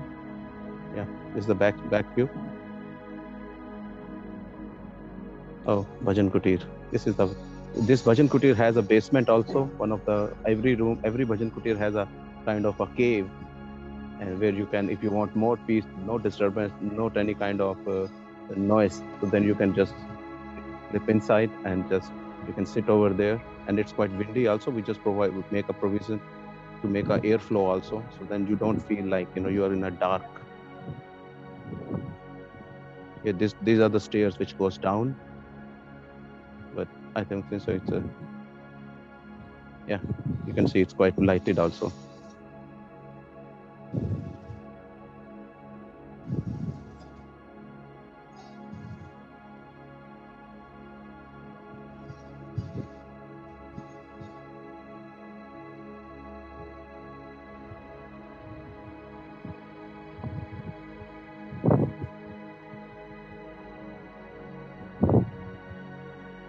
Well, the video was, I think, shooted on 8th of December, I think, and today is exactly a month. And I can see a lot of differences has come. I can show maybe later a live footage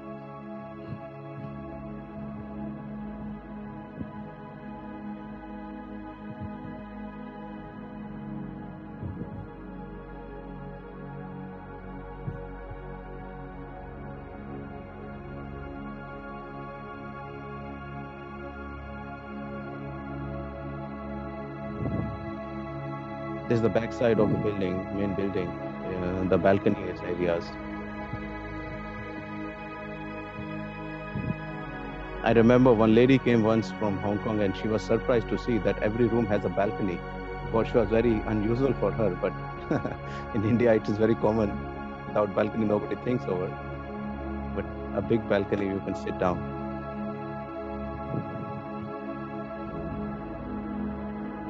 This is our D block.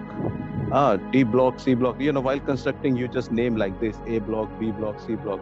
So I was thinking maybe, you know, whenever we will gather together here, you all can suggest us some good names for this, for these buildings. We really want to put some names, like how you say that name ceremony. We do a name ceremony, but we will do it all together. You can suggest us. You can send us whatever you feel. This is the big building. It has around 45 rooms. This is the kitchen with the kitchen and the restaurant up and a prasadam hall as well.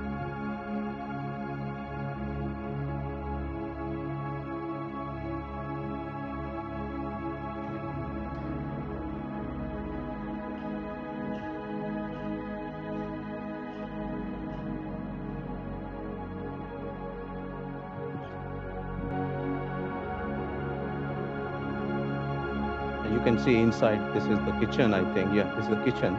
You can see inside everything is almost ready. And the big windows for serving. Yeah. And I think this we are climbing up the cafeteria or the dining hall.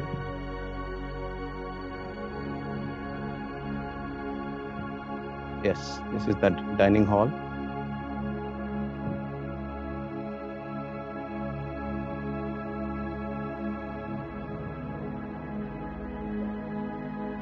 The view, the big windows of dining hall give a very beautiful view towards Giriraj actually.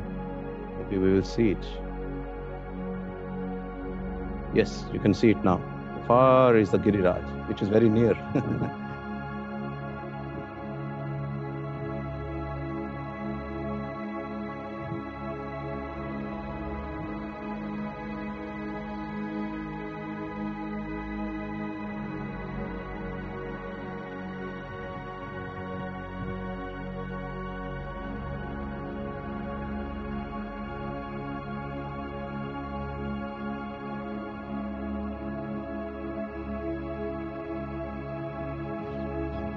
This is reception block, and all this thing what you are seeing, this all these bamboos and everything has been removed already completed.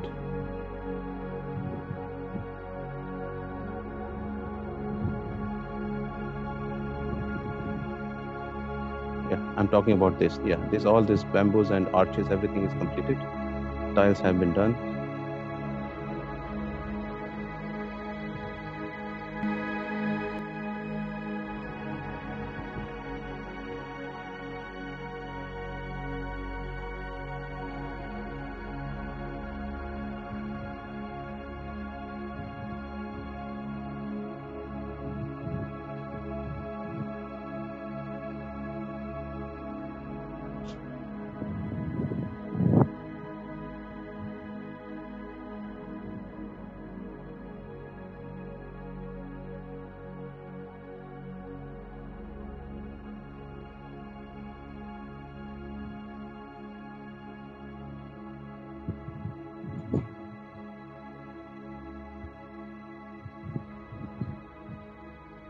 This outside JCB which you are seeing is just actually we are starting our work of leveling the site and making it available now for the pathways and roads inside.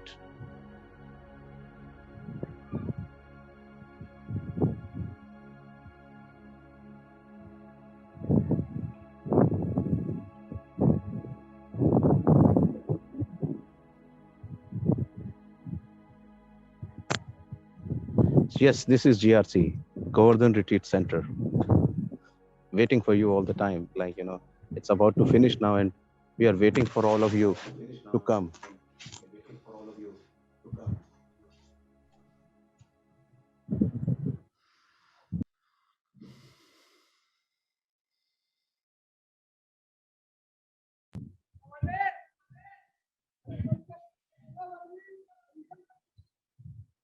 Vrindavan Vinod. Hare Yes, Krishna. Prabhuji.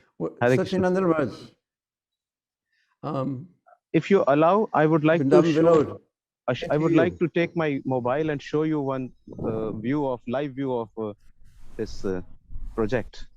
Is it okay? Yes.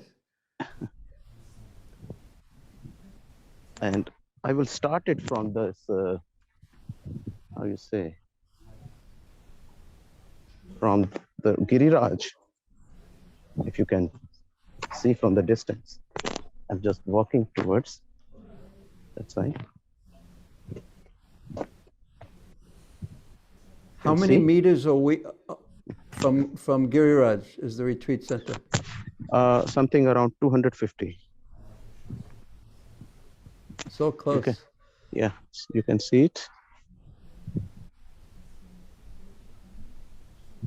And you can see the yellow fields. These days, all the fields are offered. Giriraj is offered with the yellow flowers, mustard seeds, mustard flowers. And you told me it just rained yesterday. Is that correct? Oh, yeah, actually, I think Mataji was giving a lecture on the rain in Vrindavan. So that effect here. Yesterday night it rained heavily.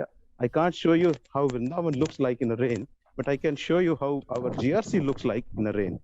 That is very interesting. You can see water everywhere. And let me show you this building. Yeah, you can see now that we have a lot of water.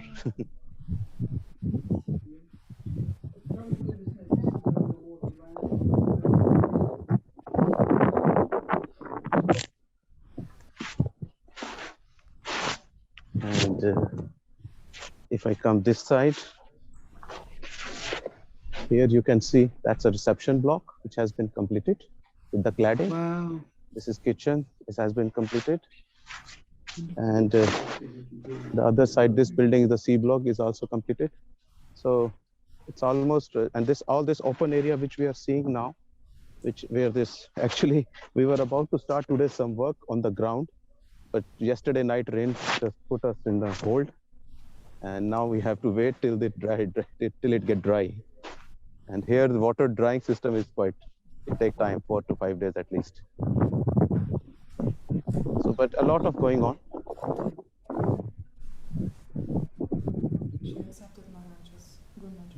Ja, ja. Das ist ja hier. How much land is there, Brindavan Vinod? In a total now? Yes. Well, we have something about 12 acre.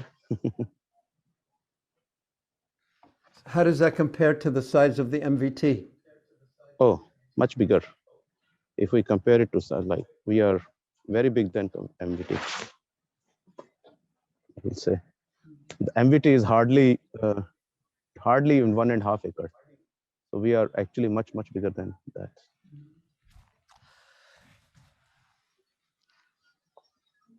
And yeah, and I would like to speak something on this thing, that how you can see these buildings and everything is about to finish. Just speak into the microphone a little bit so it's easier to hear you. Yeah, sorry. I'm just saying that I remember when we started this project in 2016 and 17, and 2017 we get into completely motion, and the project started there, and we were so excited. If you remember that day of Bhumi Puja, almost whole day we were discussing that how this project will look, how it will work, and so many meetings we have discussing on this thing. But now, and that was a very exciting period, but with time it happened, like when the work is so long, and then this 2 years of COVID period just put us everything on hold, and your enthusiasm and your excitement just go a little down.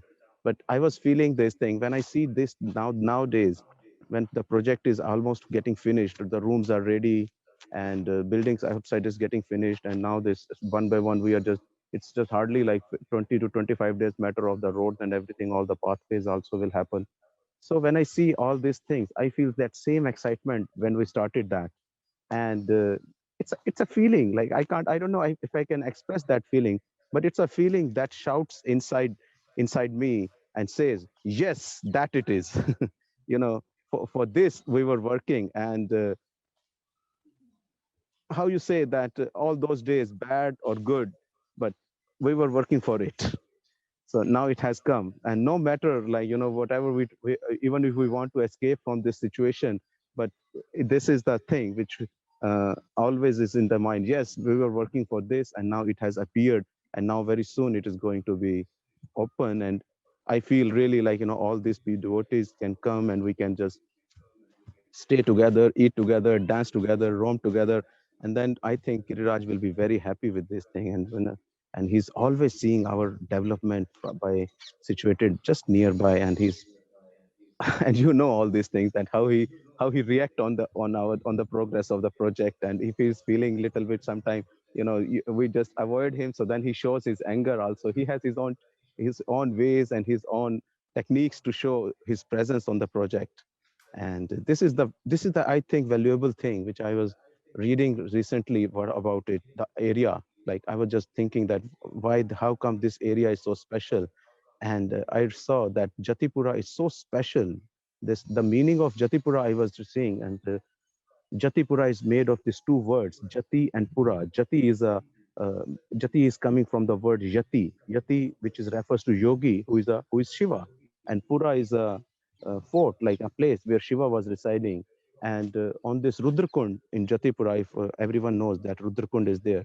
And about Rudrakund, it is written that Lord Shiva compiled his last composition here, and especially he has written his composition of Radha Kripa Kataksh here at Rudrakund. Like, so this Jatipura is the place where Shiva was doing his uh, sadhana, his practice, his austerities to worship Radha and Krishna. And the highest peak of Govardhan also we see in this side, Jatipura side. The Govardhan highest peak is this side, and if we go Punchri side, it's not reducing. But when we go towards Radhakund side, where Radha Krishna is there, the Govardhan hill is just falling down. It is showing that after doing your sadhana, you have to surrender him. You have to just bow down to Radha Krishna. So that's Govardhan is taking us to that side. So this is the place where we have to stay, where we have to prepare ourselves to serve in the pastimes of Radha Krishna. So I think this place is really valuable. So could you explain a little about Vilasavan? Yeah. This place officially in the records, I went to the government office and I was just trying to find, because Vrindavan has actually. Speak a little slower. Okay. I was checking it in the different government records that what's the name of this area, because if we see in Vrindavan, all the areas are divided into vanas. There are vanas, there are upvanas, there are upvanas. So there are different things. So I was checking it in the government records. This area, which starts from Surbikund and towards you reach to Dan Ghati, this area is named as a Vilas one.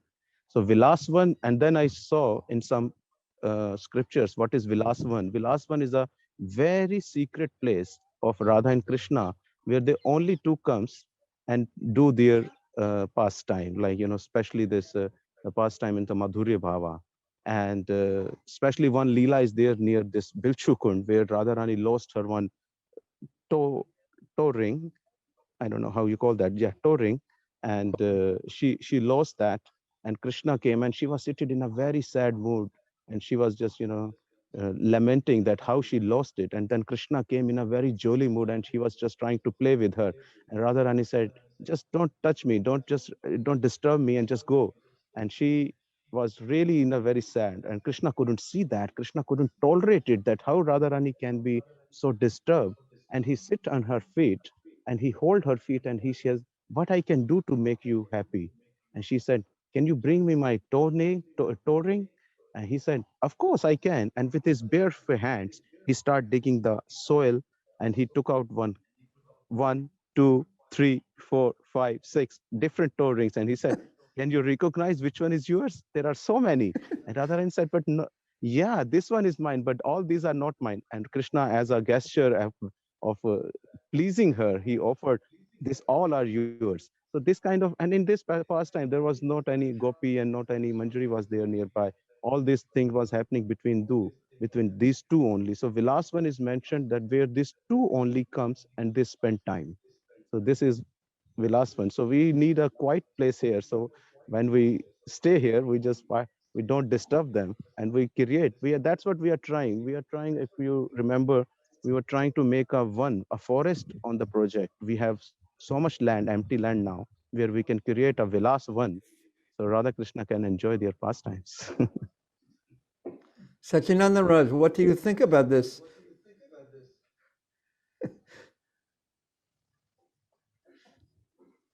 I'm just Hare Krishna, can you all hear me, please? Yes? Yes, Maharaj. Good. Yeah, first of all, I'm very, let us say, almost overwhelmed when I see these huge, these buildings, and yes, we can see the machines, or let us say our intelligence and our skills now work towards completion. I think we have the goal that next Kartik, if the world situation allows, we will be able to hold our first Govardhana Retreat in the newly completed and inaugurated center.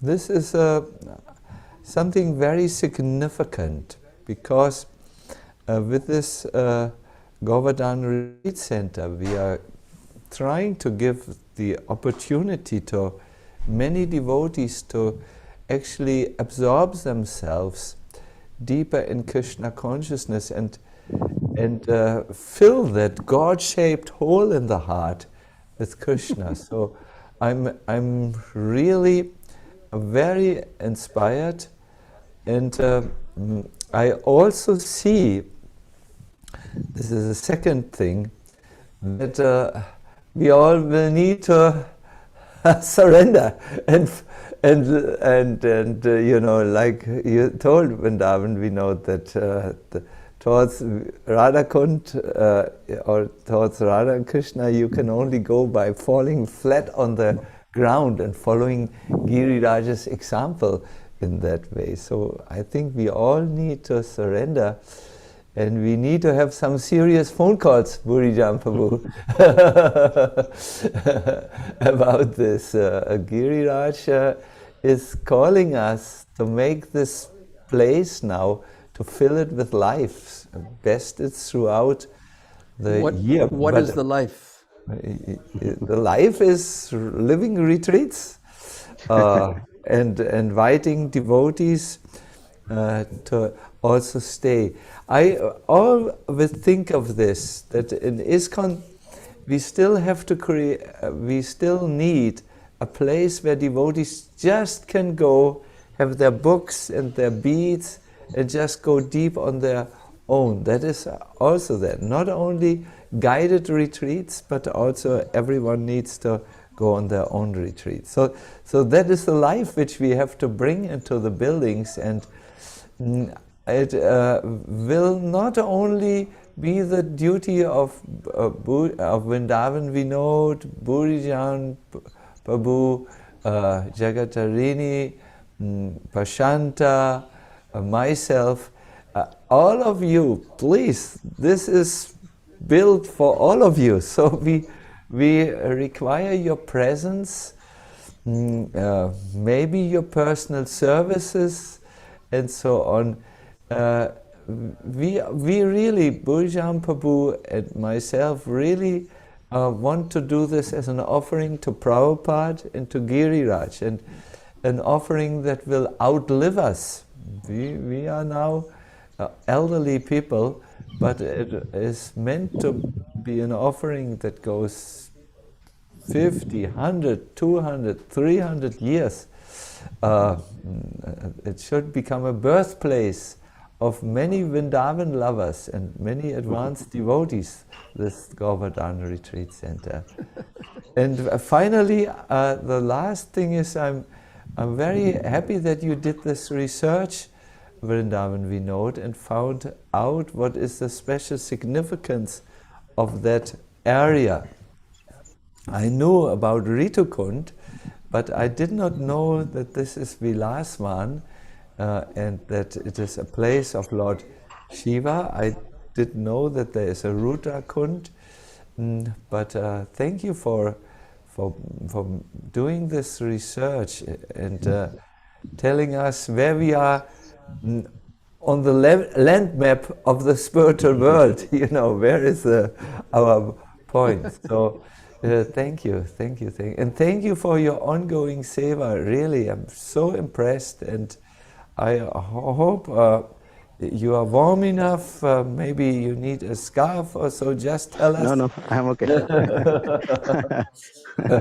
Thank you. Good. I'm very good. Good. Yes. Satyananda Maharaj, is there anyone else you'd like to mention? Yes, very much so. See, this there are at least three functions in such a retreat: the vision, then the actual implementation of the vision, and then there is the part of the financial support. So the vision is here with Burijan Prabhu and a little myself, and the actual, let us say, implementation of the vision sits here in a warm dress. Vrindavan Vinod, without him, these buildings would not have risen from the dust of Braj. And he also contributed a lot to the vision. It's not that he is only a builder, he is a visionary himself. But the last mention needs to go... And Yamunacharya. And Yamunacharya, yes. Yamunacharya really designed everything. Yes, Yamuna, how could I forget momentarily? Yamunacharya from New Zealand, who really put blood, sweat and tears into this, and came frequently from New Zealand to help in designing it. He is a civil engineer and he knows about buildings and so on. But the last function, the financial support, is done very nicely by Christian and his good wife Siamnam, who are really identifying with the project, who are sharing the vision, and who, due to their help, this could grow. And also the land, we have so much land now where we can plant a proper forest for Radha and Krishna to enjoy, and that also to purchase all this land would not be possible without our silent saint from Austria, our blonde-haired silent saint from Austria, and his good wife, Christian and Siamnam. So, yes. And but please don't think with these three functions, vision, implementation, and financial support, the Govardhana Retreat Center is complete. No, it now needs the main point. It is all of you who are committed to going deeper in their Krishna consciousness, to offer seva. It has come to that point where the finger is no longer on the visionaries. The finger is no longer on the implementation people. The finger is no longer on those who take care of finances. The finger has now moved two fingers towards all of you. Yes. Please utilize it. It is that's for 10 you. fingers. 10 fingers, yes.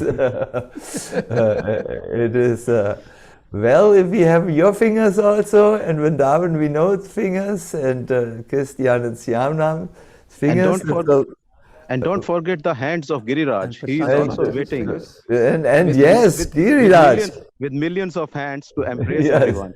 With Giriraj is also there, desiring to have the service. Yes, these are some ideas spoken with great enthusiasm, and yeah, the readiness to embark into the second phase, that is to fill the project with life. Burijan Prabhu, what are your thoughts? Krishna Katha and devotees. Simple. Because I think we also have to, I think the next part of the program is about to begin. Prashanta Mataji, am I correct on that? Or we can speak more? Hare Krishna. Yes. Can you hear me? Yes, Mataji. Yes. He's asking, is there more minutes or we have to finish it here? Oh, more minutes. Well, we are short of minutes, actually. But we're not short of enthusiasm. Yeah. It's your retreat. If you want to speak a little more, it's okay. I think we got a good idea. Any more announcements or any more information that you would like to share? All the prayers of all the devotees that we shall meet in the shelter of Giriraj Govardhan and Kartik this year. Yes. 2022. This year, yes. Yes. And Yes, we stand so and we stand and we sing the holy name together, and we make Indra realize that there is another yajna start to happen.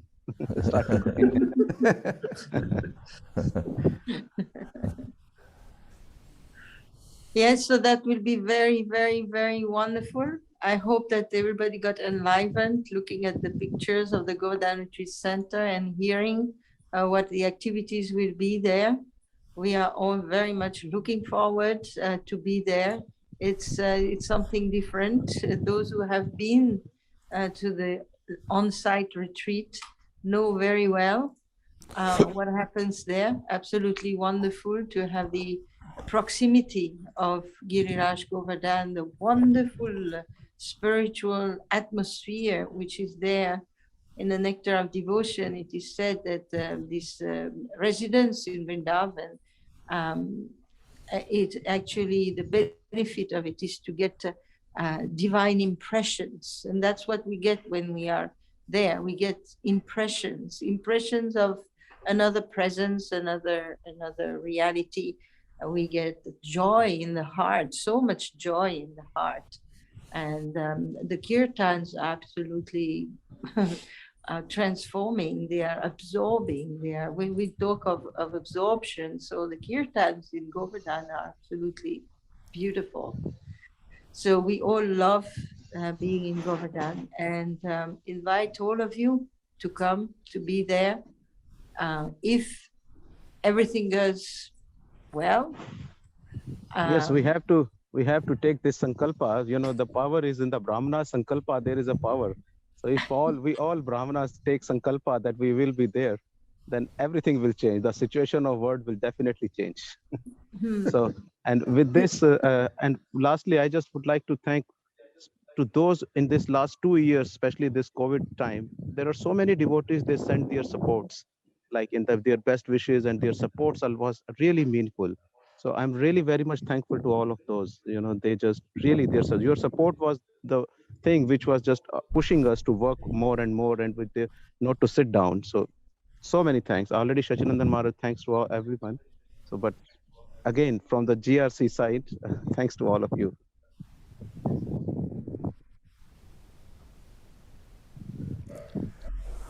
I think how one's perspective changes when one is looking at Giriraj Govardhan. Everything is possible. Yes, he make it possible. He's so easy. He just, and you know that formula which we applied every time to just settle him down, you know. So it's so, one slide. It's so good.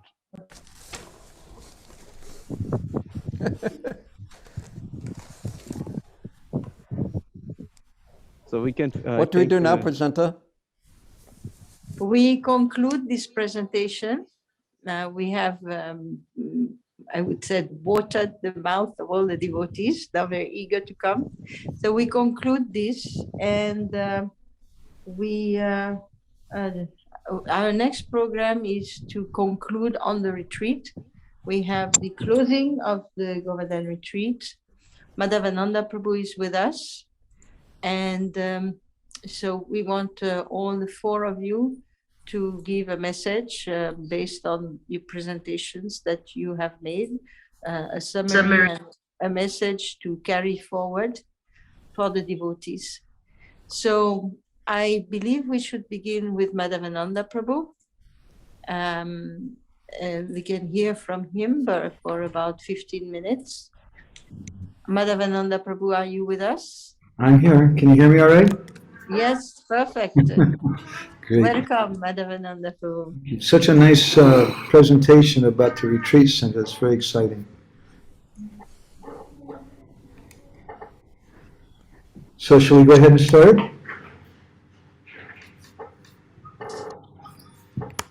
Yes, Prabhu, you have 15 minutes. Please go ahead. Okay. Shishi Guru Vaishnavebhyo Gauriyanatha Gauranga Giriraja Gopi Gopi Natha Namaha. So this year we spoke something for the second year in a row on the 9th verse from Srila Raghunath Das Goswami's Govardhana Basa Prarthana Dasakam.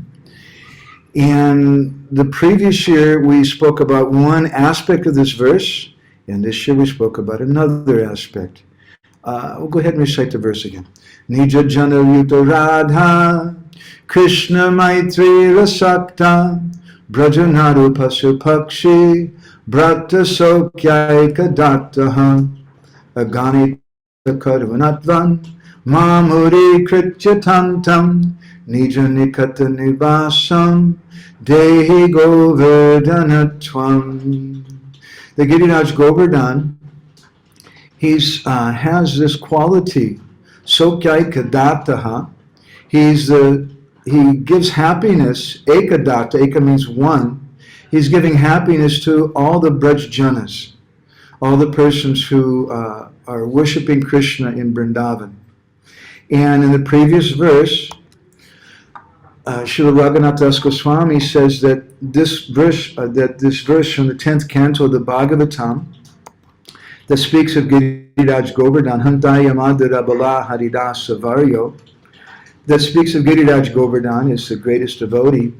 The verse was spoken by Srimati Radharani. So we spoke something this year about then the feelings of Giriraj for Krishna and what is his rasa. And this sounds very foreign or very distant from us, but actually it's something very practical. Because unless we know the mood of a particular person, what do we approach them for? What do we expect to get from them? So Giriraj is Haridas. He's the greatest devotee. And we spoke about three different devotees who are famous in the Bhagavatam, according to Vishwanath Chakravarti Thakur, as famous as devotees of Haridas, or famous as devotees of Krishna, Yudhishthira Maharaj and Govardhan Hill.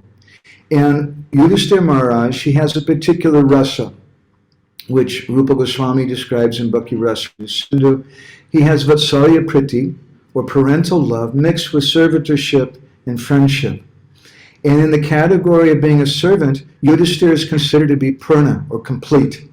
But Uddhava has, his rasa is a little superior.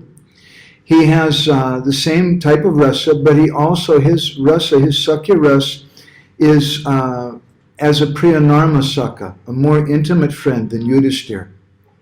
Because Uddhava, he's delivering Krishna's message of love to the gopis.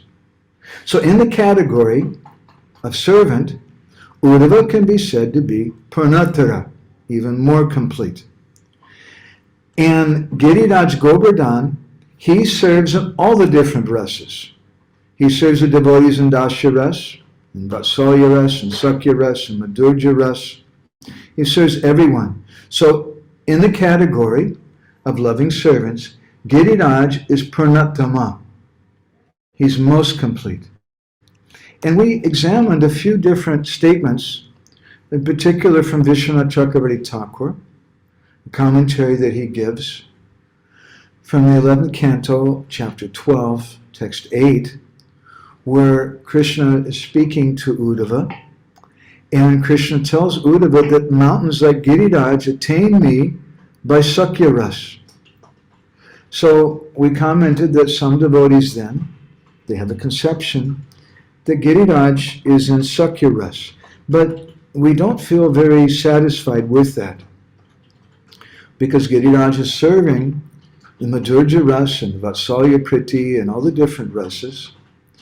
So we discussed something about the identity of Giriraj and how that identity is very subtle and very, very deep, something very difficult to understand. It's described, Girirajo Hare Rupam Sriman Govardhano Girihi. That Giriraj Govardhan is directly the form of Krishna. But at the same time, Giriraj is a devotee of Krishna.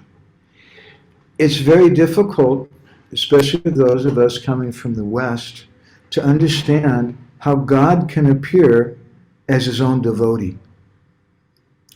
And therefore we see that the crest jewel of our Gaudiya Vaishnava philosophy is understanding that condition, that state. When Krishna himself comes, Shri Radhaya Pranaya Mahima Kiddhisovanayaiva, he comes to taste these three types of greed that he has. And he comes with the mood and the complexion of Shrimati Radharani, although he's Krishna himself. So to understand Gauranga Mahaprabhu, he is Krishna, he's Vishnu Tattva, but he's in the mood of a devotee. And what we get from him and what he comes to give, that's a very, very deep thing. Generally, we're just completely absorbed in our own situation. To use a controversial current thing, people have quarrels going on about wearing masks. And most people say, well, the mask is not going to protect you from this or that. But many of the doctors are saying, no, the purpose of the mask is not to protect you, it's to protect others. But I know, honestly, every time I put on a mask, I'm thinking, oh, the mask is to protect me. And that's the nature of living entities in this world. We're very self-centered. And similarly, when we approach spiritual life, we're also thinking that this is for my benefit. And why this personality, why is he here for me? I want to pray to him as God. Okay, he's very merciful, so I want to get this from him. But he's coming to teach us that to serve as a devotee and to facilitate the mood of being a devotee is the topmost thing. And therefore, Krishna, he wants to taste the mood of Radha, so he comes as Chaitanya Mahaprabhu. Similarly, in the Garga Samhita, it's described that Radharani, she requested Krishna, Yadi rasi prasanasi, mama premna jagatpate, tadaham prathanam tvam tu karomi manasi sthitam. She said, my dear Krishna had just performed a Ras Leela with the gopis, and Krishna was so pleased, he said, this is so nice, this Ras Leela is the best service I've ever gotten. How can I reciprocate with you? And Radharani, she then said, if you're pleased with this, then there is one desire that I have. Brindavan didbya nukunja parshve Krishna tate rasa rasaya yogyam rahasalam tvam kurutam manogyam manorato mayam mamadeva deva. That you please make a place for the Rasa Leela, a place where we can come together. And Krishna said, Tatastu. And then Tadaiva Krishna Hridayat Gopi Vyuha Supashyata, from the heart of Krishna, in front of an army of Vyuha, of gopis, Pashyata, while they were watching, Nirgatam Sajalam Tejo, Anuragasyeva Chamkaram. The seed of loving attachment, Krishna's personified love for Radharani, came out of his house, his heart, and landed on the ground, and began to grow into a giant mountain. So Giriraj is Krishna's personified love for Radha. Therefore, Giriraj is simultaneously Bhagavat Swarup, the form of a devotee, form of the Lord, and Bhakta Swarup, the form of a devotee. And we commented the Jiva Goswami in Yugalastakam, his prayers, he says that Krishna Prema Moyi Radha, Radha Prema Moyi Hari, that Radharani is made out of love pure love for Krishna. Krishna is made out of pure love for Radha. Krishna chitta stitta Radha. Radha chitta stitta Hari. Radharani is in the heart of Krishna. Krishna is in the heart of Radha. So Giriraj is Vishnu Tattva. But he's come in the mood of a devotee. He's Krishna's personified love for Radha. He's Vishnu Tattva. But like Chaitanya Mahaprabhu, he's in the mood of a devotee. And if we facilitate his mood of being a devotee, he gives more as a devotee than he does when we worship him as Bhagavan. And we spoke something about that.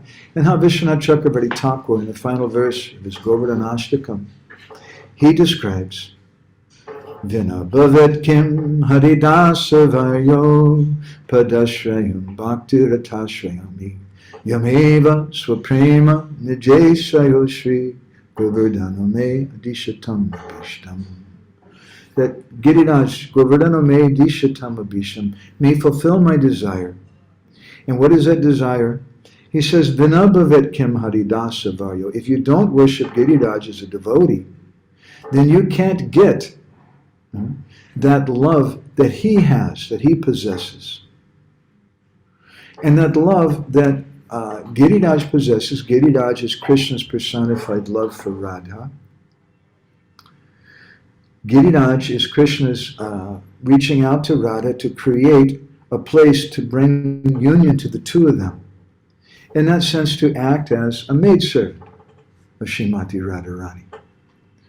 So I'd just like to conclude with another verse, also from the 11th canto of the Bhagavatam, also spoken by Krishna to Uddhava. This is from the 37th chapter of the 10th canto, text 38.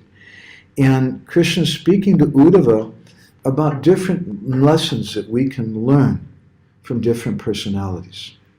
Sasvat paratta sarveha parahartai katam sambhava sadhu siksheta bhubrito nagasisha paratmatam. Sasvat para artha sarva iha. We should, with all of our efforts, we should work for para artha, for the benefit of others. Ekanta sambhava, that should be our only reason for living.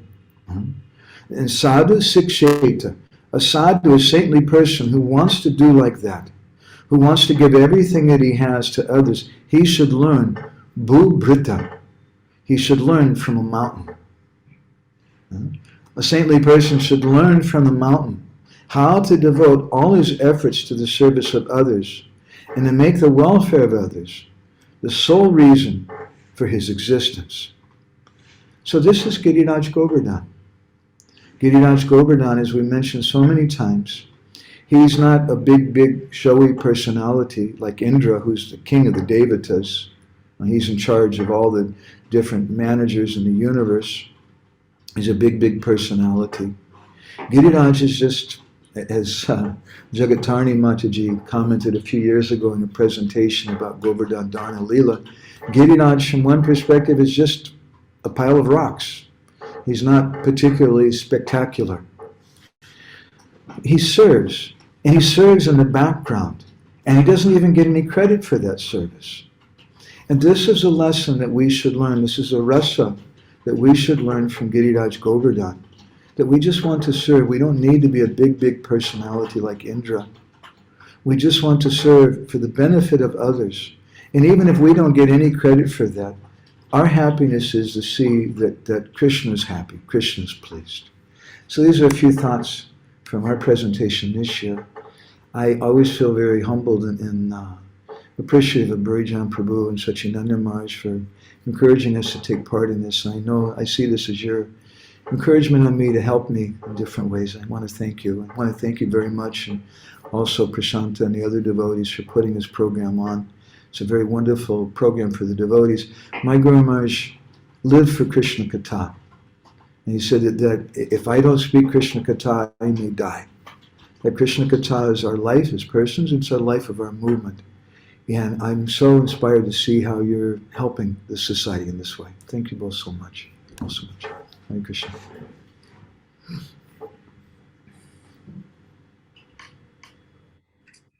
Thank Krishna. you, Madhavananda Prabhu. Yes, Maharaj. Yes, just I wanted to say something to you, Madhavananda Prabhu.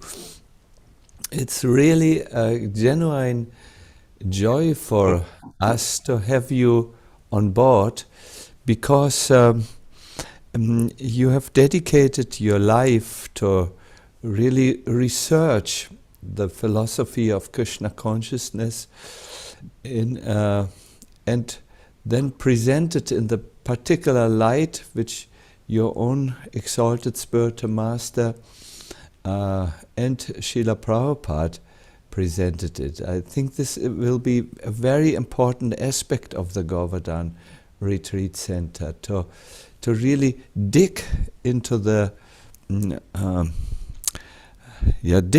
dig out, I wanted to say, to uncover with something like spiritual archaeology the jewels which Srila Prabhupada had to offer for the world. And this dedicated research, which is scholarly and very inspiring for the intellectual part of our personalities, is very, very good. So we wish you a good health, that you can a robust health, so that you can continue with the service. And please do know we are very happy to have you on board. This is a very important contribution which needs to be continued. Thank you very much, and Hare Krishna.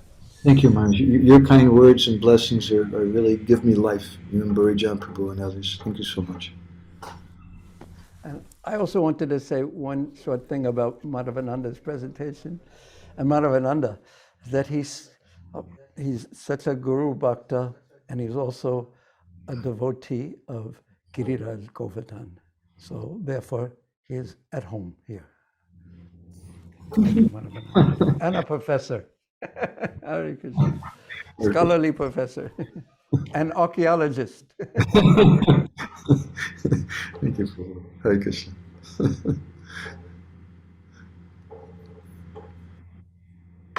So that was a very warm welcome to Madhavananda Prabhu. Next, we would like to hear from Tarini Mataji.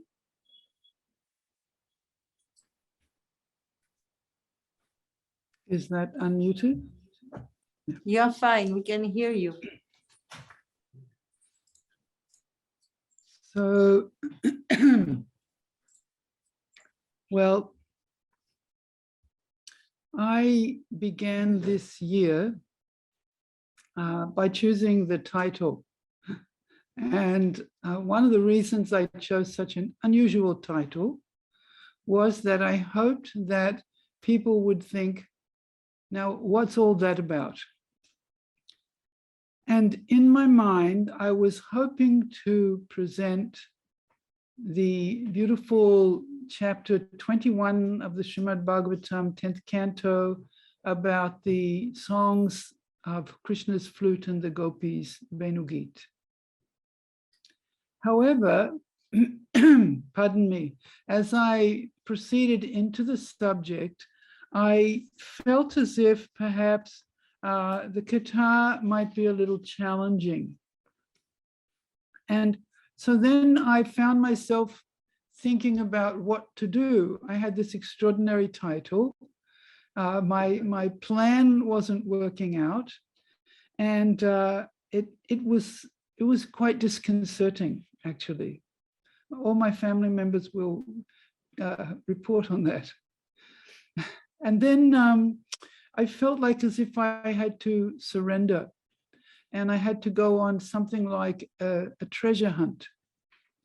And I found my way to Srila Prabhupada and also Srila Prabhupada Lilamrita. It was like finding little pieces of gold. And then, unfortunately or fortunately, I became super distracted. And all I could do was read about Srila Prabhupada and put pieces together and say, well, that means this, and this means that, and look at this, that's amazing. And I must admit at that point, I felt deeply, deeply indebted to Srila Satsvarup Das Goswami, who took those years of his life to investigate, to uncover, and to present Srila Prabhupada for the rest of ever. No one will be able to do that again. Because as the years go by, our memories grow dim. And where is Srila Prabhupada going to be found except in this authorized text? So I felt enormous appreciation for him and what he did at that time. And slowly, slowly, slowly, despite the fact that I was a little distracted, my presentation took shape. And I began to feel two things. I began to feel that I was slowly getting some clarity, but I also felt very uncomfortable about how much I felt challenged. It made me feel confronted, insecure, discouraged by my own limitations. These thoughts were with me a lot. And then, as I mentioned in the beginning, a very close friend said to me, "Mother, this might be part of your presentation." And at first I couldn't understand. But then, hearing about Srila Sanatana Goswami and reading about Srila Prabhupada, I understood that Krishna consciousness is a very high thing. And entry into Vrindavan is a very high thing, profound beyond our comprehension. And so wasn't it rather suitable that I felt humbled, embarrassed, and almost incapable of giving the presentation at all? Then one day, I'm just getting my computer working here.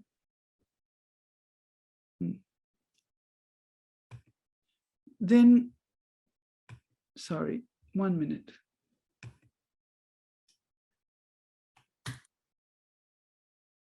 Okay.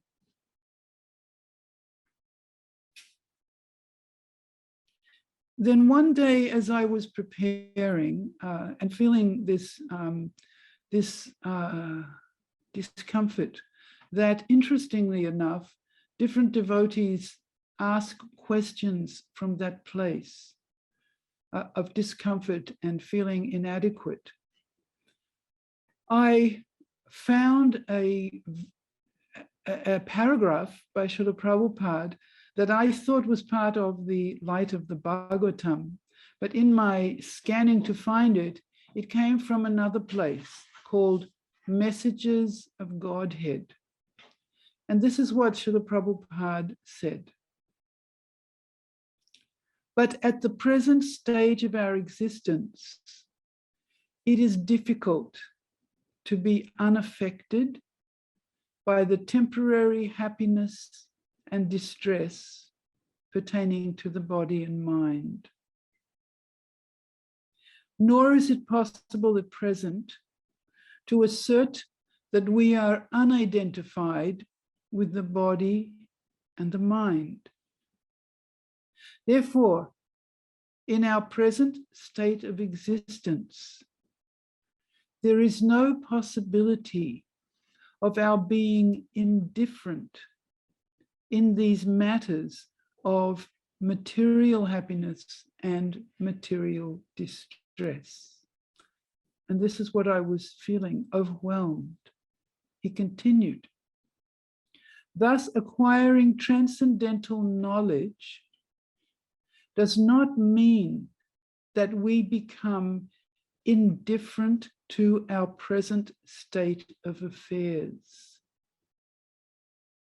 But it means that we should not be overwhelmed by the coming and the going of happiness and distress. When I found that paragraph.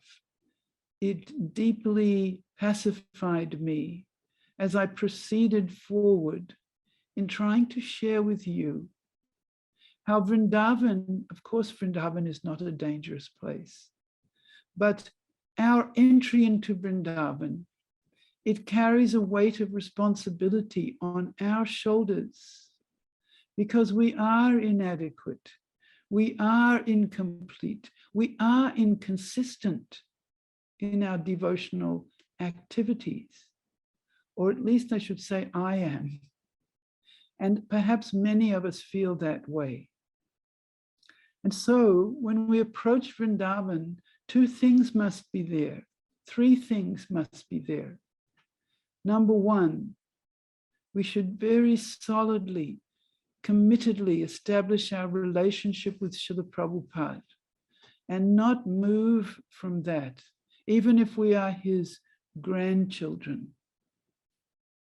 And number two, we should take the practical wisdom of great personalities who are directing us along on a path. We should take their direction beyond and above all our feelings that are overwhelming or our problems in our personal lives. We must hold to their directions because they're not blind and we may be. And number three, as we've heard very nicely, Prashanta mentioned, and everyone knows, we must take more and more hearing about Vrindavan, entering Vrindavan, and getting those impressions, those sanskars, those moments of experience. And I think any one of you who's been to Vrindavan, and perhaps all of you have been, will have some recollection, something profound. Oftentimes it happens in an unexpected, insignificant moment, but we have some awareness of how Vrindavan touches our heart. And I would like to finish, if I can find it, with one short verse.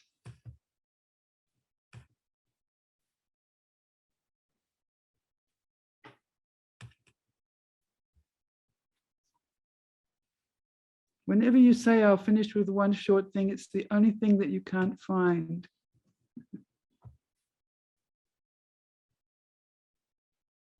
All right, I won't torture you and myself, but the verse, it was written by Prabodhananda Saraswati Thakur. And he was saying that if a great person does not have a taste for Vrindavan, they're not a great person. And then he looked and said, and if I am living in Vrindavan and I do not have any love for Krishna, then I am as bad as the person who's not a great person. I'm also not a great person. And then he expresses himself and he cries out and says, "O Vrindavan, acting as a mother, please give me shelter and purify me." So this is the ultimate realization that if you have a problem, a defect, you're a fallen soul, and you come to Vrindavan, always pray to Vrindavan to protect you.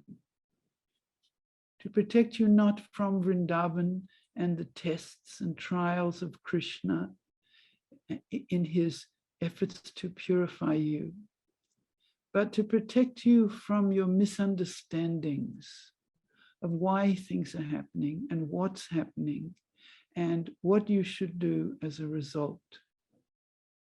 To protect you and beg you, to protect you and invite you to always take shelter of Sri Vrindavan Dham like your very mother. and a loving mother at that. So these are my final thoughts, and I hope that I have been able to share with you something of the inspiration that I was gifted with. And I can only say that looking at the Brindavan Retreat Center is so thrilling, so exciting. And I'm looking forward to when we can all be together there and share a Brindavan retreat with you again in person. And in the meantime, thank you so much. Hare Krishna.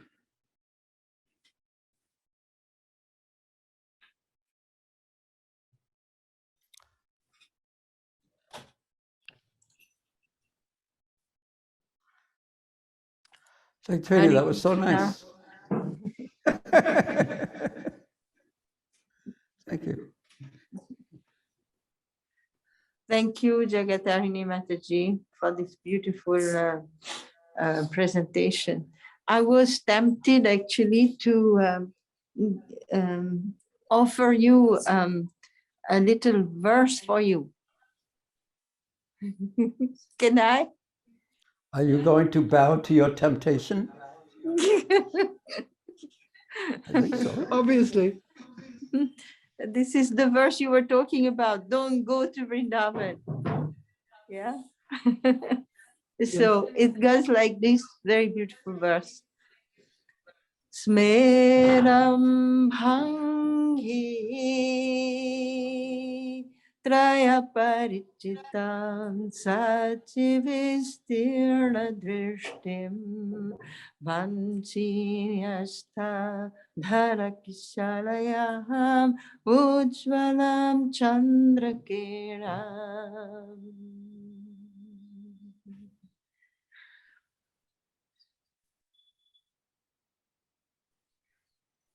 So this is the first part. This is the first part explaining that Krishna is standing on the bank of it's standing on the bank of the river Yamuna. Govinda khyam haritanumita keshitirtho pakanthe ma prekshishtas tava yadi sakhe bandhu sange stiranga bandhu sange stiranga. So if one is attached to one's family and friends, one should never go to the bank of the Yamuna in Keshighat, for there stands in his threefold bended form, playing the flute on his divine lips, the beautiful form of Govinda. And whoever sees him will lose all his attachments. Therefore, don't go to Vrindavan. For your happiness. Thank you. That was beautiful. Thank you. Vrindavan is most incredible. Somehow or other, remember Vrindavan.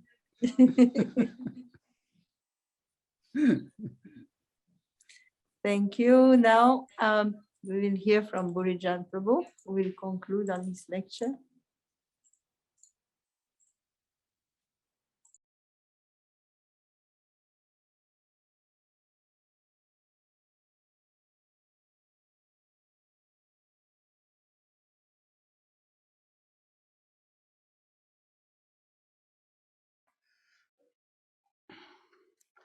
Nama Om Vishnu Padaya Krishna Vistaya Bhutale Srimati Bhaktivedanta Swamini Tanamane Namaste Saraswati Devi Gauravani Putarane Nivase Sasanyavadi Praskati De Satarne.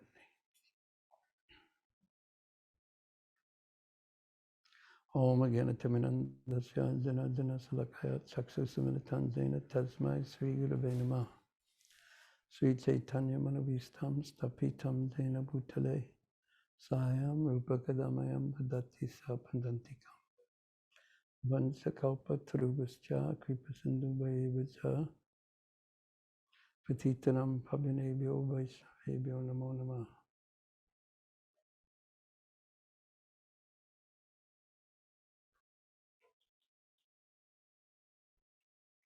Hare Krishna.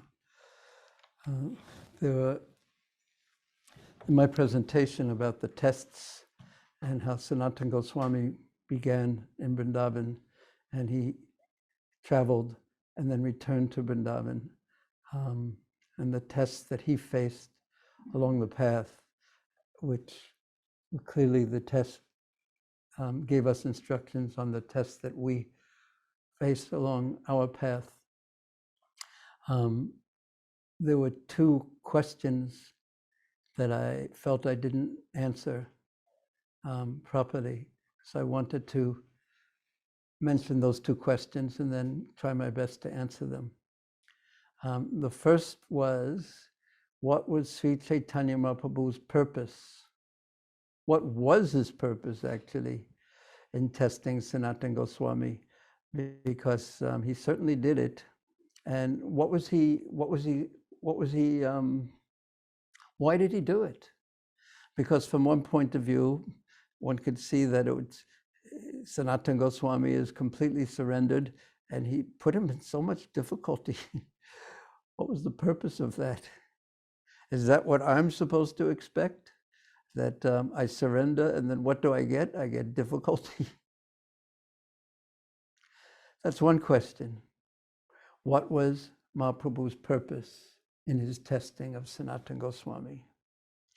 And the second question was, what is actually the result on a person who gets very severely or strongly tested? How does that affect him? How does it affect that person? What is the actual result that comes out of that testing? So I'll try to answer those two questions. And the first question again was, what was Mahaprabhu's purpose in testing Sanatana Goswami? So I forgot, I don't know if Gopinath Prasad is online, and I forgot to mention this to him, but there's something called a test stone. And if we had actually found a picture of a test stone, and if he could find it and put it up, that would actually be good, if he's there.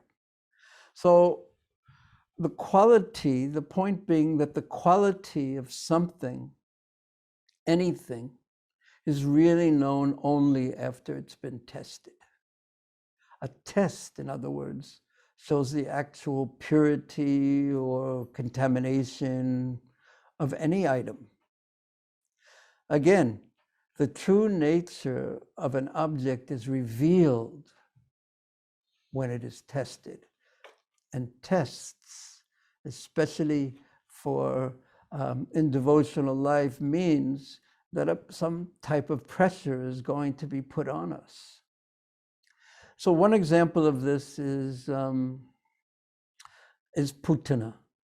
Putana, as we all know, the pastime, she was a witch. She was terrible. She came dressed as a wonderful devotee, and she was so powerful in her beauty and her sweetness that and of course this was Yogamaya working in Braj, but she overpowered Rohini Devi and Yashodamata, and she took Krishna, oh, you're a beautiful boy, and she was so beautiful. She took him to her breast to feed him. But her intention, despite her beautiful form, was to kill Krishna, and below that beautiful form was a horrible, horrendous creature, a witch who was trying to kill Krishna. But of course, one cannot kill Krishna, and Krishna knows what is going on. And he began to suck her breast according to her plan. But when he began to suck the life out of her, when that pressure was on her from Krishna, when she was put into that difficult situation, she could no longer maintain that sweet and beautiful form, which was just a covering over her true nature. And what came out was her huge, horrendous form as a witch. And she was trying to push Krishna away, saying, "Child, leave me, leave me, leave me. This is too painful."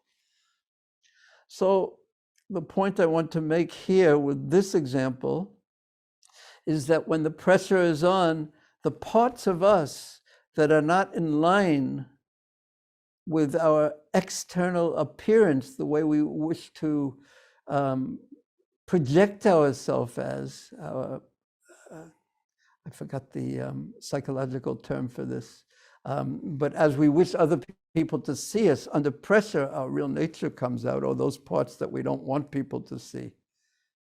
And another example, in addition to Putana, was Pralambasura. And there he was disguised as a cowherd boy, and he was playing with Krishna and Balaram, and Krishna had arranged actually a way that Pralambasura would show his real nature. He was a demon sent by Kamsa, and he was proud, thinking, I'll put Krishna on one shoulder and Balaram on the other shoulder, and I'll offer them both to Kamsa. But when he engaged in Krishna's pastime, in Krishna's Leela, and when Balaram was on his shoulders as part of the Leela, having him being on Krishna's side and Balaram's side winning the contest, and you're all familiar with the story, when Balaram on his shoulders began to get heavier and heavier, Pralambasura, under that pressure, could not maintain his friendly form anymore, and he became, his real form just came out, and Balaram was so surprised. The nature of us comes out, fortunately from one point of view, and unfortunately from another point of view. Unfortunately because everyone gets to see what we're like, and fortunately because we get to see what we're like, and we have an opportunity, an introspective opportunity to move forward in our spiritual life. And yet another example is that really comes to the point of what Krishna wants to accomplish by the pressure that we become under in the tests, is when Krishna called the gopis by the song of his flute, by the sound of his flute. It just went through the atmosphere and into the ears of the gopis, calling them by their individual names, and they left everything. They could not hear anything. They could not, they didn't notice the brambles, the water that may have been there, the thorns, the darkness of the night. They didn't see anything. All they could hear was the sound of Krishna's flute calling them. And when they got there, Krishna said, "Very nice, you have come to see the forest. Now you can go home. It's too dangerous out here for young ladies like you."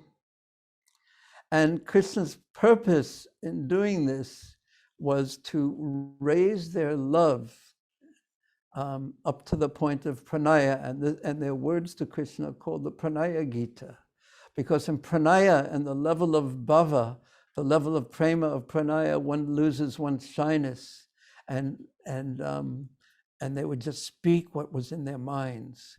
So when Krishna heard the sweet love they had for him, in that was hidden beneath them due to their young lady's shyness, he then began to dance with them. And then when they became proud,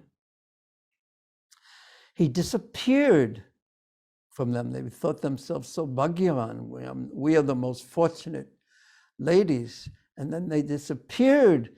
Krishna disappeared from the rasa dance, and they became completely distraught. And in their separation of having their beloved, exchanging with him, and then his disappearing, their hearts came out of their mouth in the form of the 31st chapter of the 10th canto, the Gopi Gita, which was very, very sweet. And they were just asking Krishna to come before them again. So in the 32nd chapter, the gopis were so upset. We've given everything to you. And look, you're so ungrateful, Kritagra. You're so ungrateful that you've left us and given us this distress. But then after hearing Krishna's words about why he had actually done this, why he had actually removed himself from their presence, causing them a type of distress that was ecstatic, completely ecstatic, but yes, yet in the form of distress. When the gopis heard Krishna explain his reasons, they realized that Krishna is always kind. And the same reason that Krishna put the gopis in that seemingly distressful situation was quite similar to the reason, according to my understanding, of why Krishna put Sanatana Goswami into such a difficult situation. Because Krishna had placed Sanatana Goswami in a vice that he was unable to escape. He couldn't leave this world, he couldn't leave Brindavan, and all the same time these itching sores were covering his body, and yet, and they were weeping blood and horrible things, and Mahaprabhu kept on embracing him. And those embraces caused the oozing fluid from those wet sores to cover the Lord's limbs. He could neither leave, but he couldn't stay. He wasn't being offensive, as of course, but he was feeling himself offensive. So what did that severe test of Sanatana Goswami show? Yes, that test showed that he was the correct person to write Hari Bhakti Vilas, because even when his feet were burning in the hot sands, he chose the observance of Vaishnava etiquette over his own pleasures. And yes, that test showed, as the beginning of that 4th chapter exalts the fixity of devotion. So yes, Sanatana Goswami had full fixity in his devotion to the lotus feet of Sri Chaitanya Mahaprabhu. But what was the ultimate reason Mahaprabhu subjected Sanatana Goswami to such a difficult test? Why he turned and twisted Sanatana Goswami's heart? And my conclusion is that it was that, as it is the devotee's desire to serve and glorify the Lord, it was Sri Chaitanya Mahaprabhu's greatest pleasure to loudly proclaim the glory of his pure, exalted devotee servant, Sanatana Goswami. Because who is the hero of that chapter? It is not even Sri Chaitanya Mahaprabhu. It is Sanatana Goswami. So Sanatana Goswami, his actions, when confronted with Mahaprabhu's test, strongly announced that truth, the greatness and glory of Sanatana Goswami. And that was Mahaprabhu's desire. So that's the answer to the first question that I don't feel I answered in the quest, and the second in the presentation. And the second question is, when a devotee gets strongly tested by the Lord, what result does that bring to that devotee? So, and Satchidananda Maharaj can correct me in this, I gave the example of Superman. And I think in the Deutsch language, it's Übermensch. Is that correct? But anyway, when Superman, in that Superman example, it's not perfectly correct. Because Superman, with his strength and his pressure, He turned the coal in his hand into a diamond by the pressure of his closed fist. But there is a problem with that example. And the problem is that a diamond is the most hard of all substances. They even make saws that cut through the hardest of steel through diamonds. A diamond is hard. And a devotee's heart is not at all hard like a diamond, but it is soft. A devotee is kind and compassionate, and he desires and he works for the happiness of others. It is difficult for a devotee to actually tolerate the suffering of others. So the result of a devotee's undergoing Krishna's tests is that his heart does not become hard like that of a diamond, but rather it becomes so soft.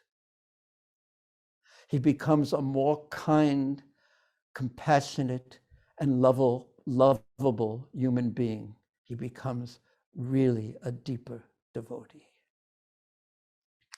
So I wanted to just read something to end. I will read a little segment from Bhakti Ratnakara, where Narahari Chakravarti describes the soft lovableness of Sanatana Goswami in Braja. So he would go, when he would just wander one day in one village and one day in another village, and the people, when he would leave one village, they would follow behind him. Whether the people were young, old, whoever it was, they would lose their patience when Sanatan would leave that village, and they would cry.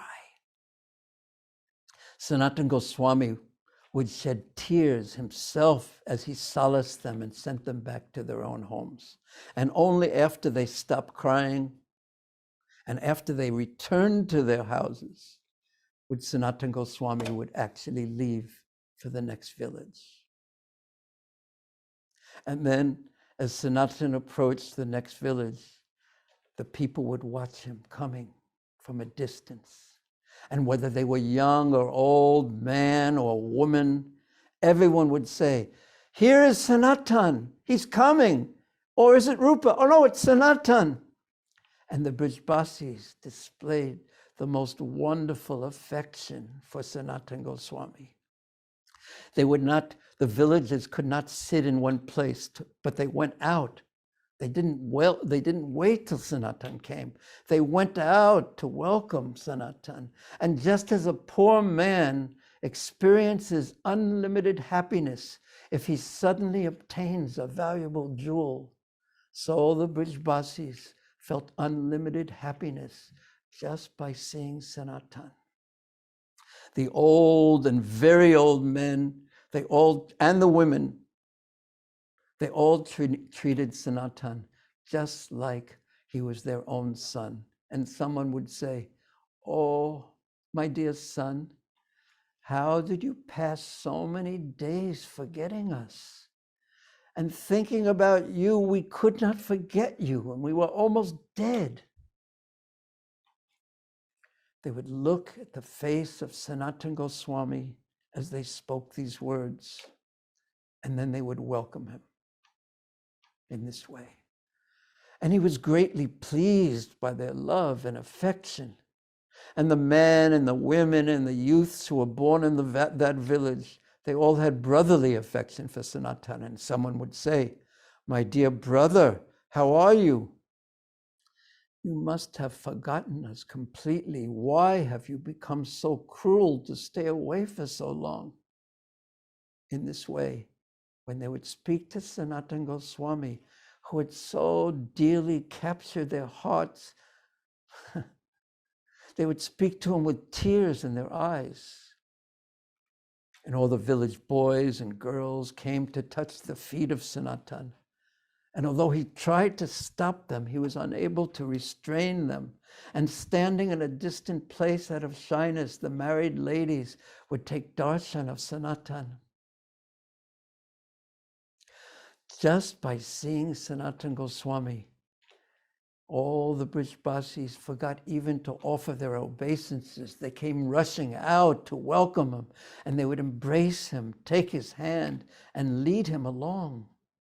The villagers would jubilantly, in great happiness, have him sit under a sacred tree, and everyone in the village would sit around him. They would bring yogurt, butter, and milk from their homes for Sanatan. And after he finished eating, they would all sit happily with him. Sanatan affectionately inquired from each person about their well-being.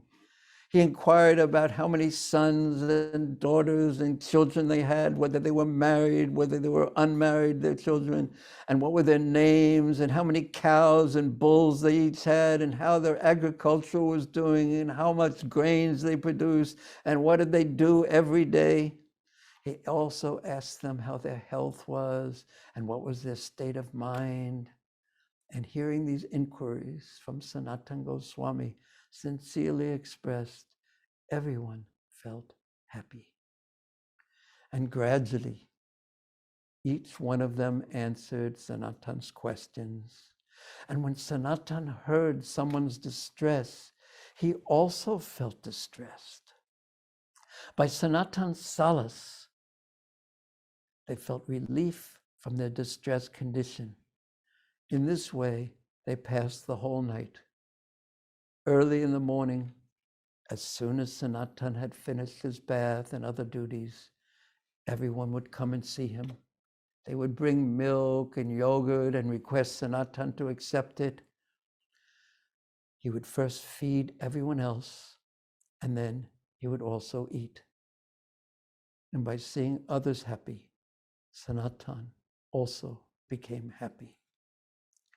As described previously, when he would leave the village, everyone would cry in agitation.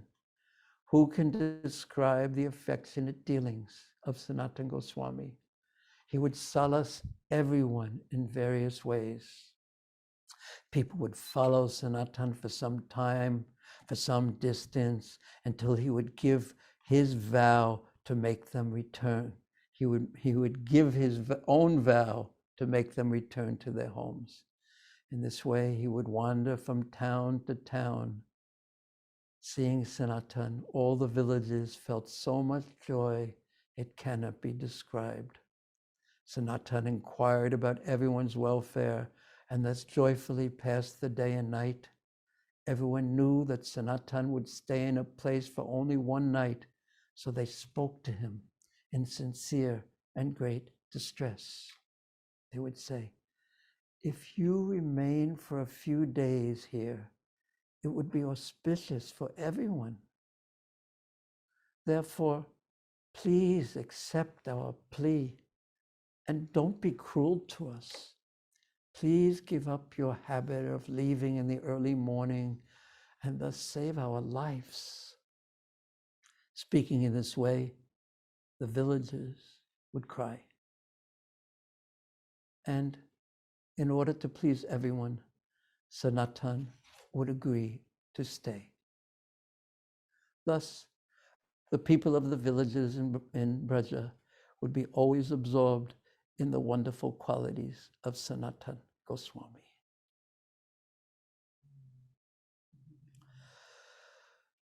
Hare Krishna. Thank you. Hare Krishna. Hare Krishna. Yeah, when we study Vaishnava etiquette, we hear the definition of sadachar as the perfect behavior, which is modeled after the behavior of a saintly person. Saintly person like Sanatan.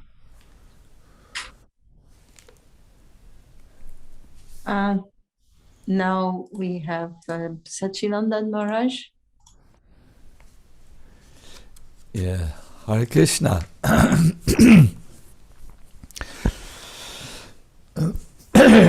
Please excuse me. Namo Om Vishnu Padaya Krishna Peshtaya Bhutale Simate Bhakti Vedanta Swaminiti Namine Namaste Sarasvati Deve Gauravani Pacharine Nirvashesha Shunyavadi Paskatyade Zatayane Jai Sri Krishna Chaitanya Prabhu Nityananda Shri Advaita Gadadhar Shivasadi Go Bhakta Vrinda Hey Krishna Karuna Sindhu Dina Bandhu Jagatpate Gopesha Gopika Kanta Radha Kanta Namostute Tapta Kanshana Gaurangi Radhe Brindavaneshwari Vrishabhanu Sudi Devi Pranamami Hari Priye. I was choosing my subject matter, Utkalika Valari, after going a little back and forth if this would be appropriate. Let me explain. For me, most probably, like for all of you, it was a little unnatural to stay under lockdown for something like 2 years. I'm used to travel and give many lectures and seminars and retreats practically all over the world, but now I could not go. I stayed at home in our little ashram by the lake and produced content, new seminars, and researched and went deeper. I could not come to Brindavan, which is a yearly practice for me for 1 year. I had caught COVID during this time, plus no visa would be issued to me. And I yearned to go to Vrindavan. I'm trying to do this now since maybe 30 years. I regularly come. It was not possible. Then the year 2021 came, and I knew I somehow must go to Vrindavan, because what I noted is that the new situation of being under lockdown took tolls on me in 2 ways. My mind and my whole life slowed down more than it is desirable. My health became fragile more than it is desirable. And I thought I must go to Vrindavan to recharge my batteries, even if I need to go in unconventional ways. It looked impossible for a German passport holder to obtain a visa, but then the devotees in Vrindavan said, for you there is no plan B, you must come to Vrindavan, and they organized a visa which made it possible to go. Now in Vrindavan, while staying in Vrindavan, my dear everyone, my overwhelming experience was that I was in contact with the spiritual world, the timeless reality of Radha and Krishna in the holy Dharma. And from that perspective, my life in the West, although it is filled with very good things, service from morning till evening, but from that perspective, my life in the West appeared to be like a distant dream, at times not necessary. A distant dream with not necessary phases in it. the phases where I worried, the phases where I, and so on. While in Vrindavan, I read this wonderful book of, it's a translation which has the entire Stava Mala of Rupa Goswami and the commentaries of Baladev Vidyabhushana in it. And I came in contact with these wonderful prayers of Srila Rupa Goswami, particularly in the Udkalika Valari. And I came in contact with these two feelings which I think every sincere sadhaka has in relationship to Radha and Krishna. One is the feeling of being very disqualified, and the other feeling is the quality that although I'm so disqualified, I cannot help myself from yearning for this. There is verse 31 where Rupa Goswami expresses it so nicely. Pradeshinim mukha kuharivinikšipan jano muhovana bhuvi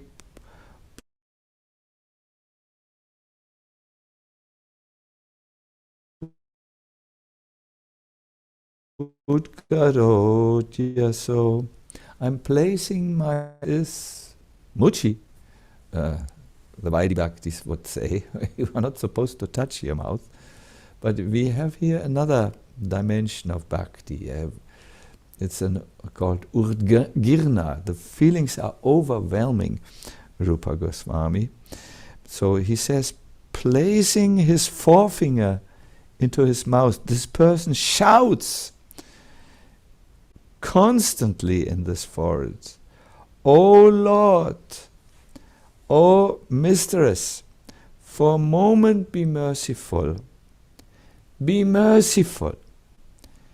May your beauty become visible to my eyes like the distant lightning which comes out from the cloud." So he prays that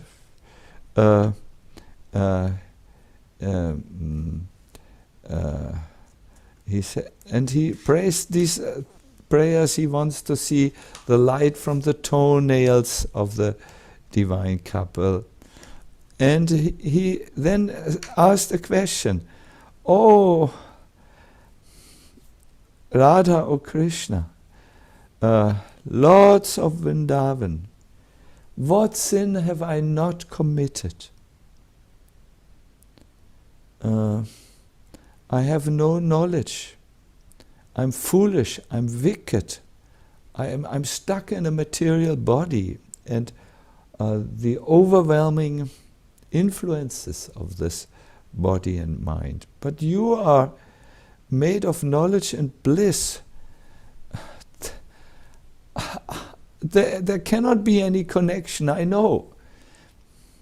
He may express that common saying, to enter fire, you first have to become fire. So to come to Radha and Krishna, who are full of knowledge and bliss, you have to shed your material condition first and become qualified.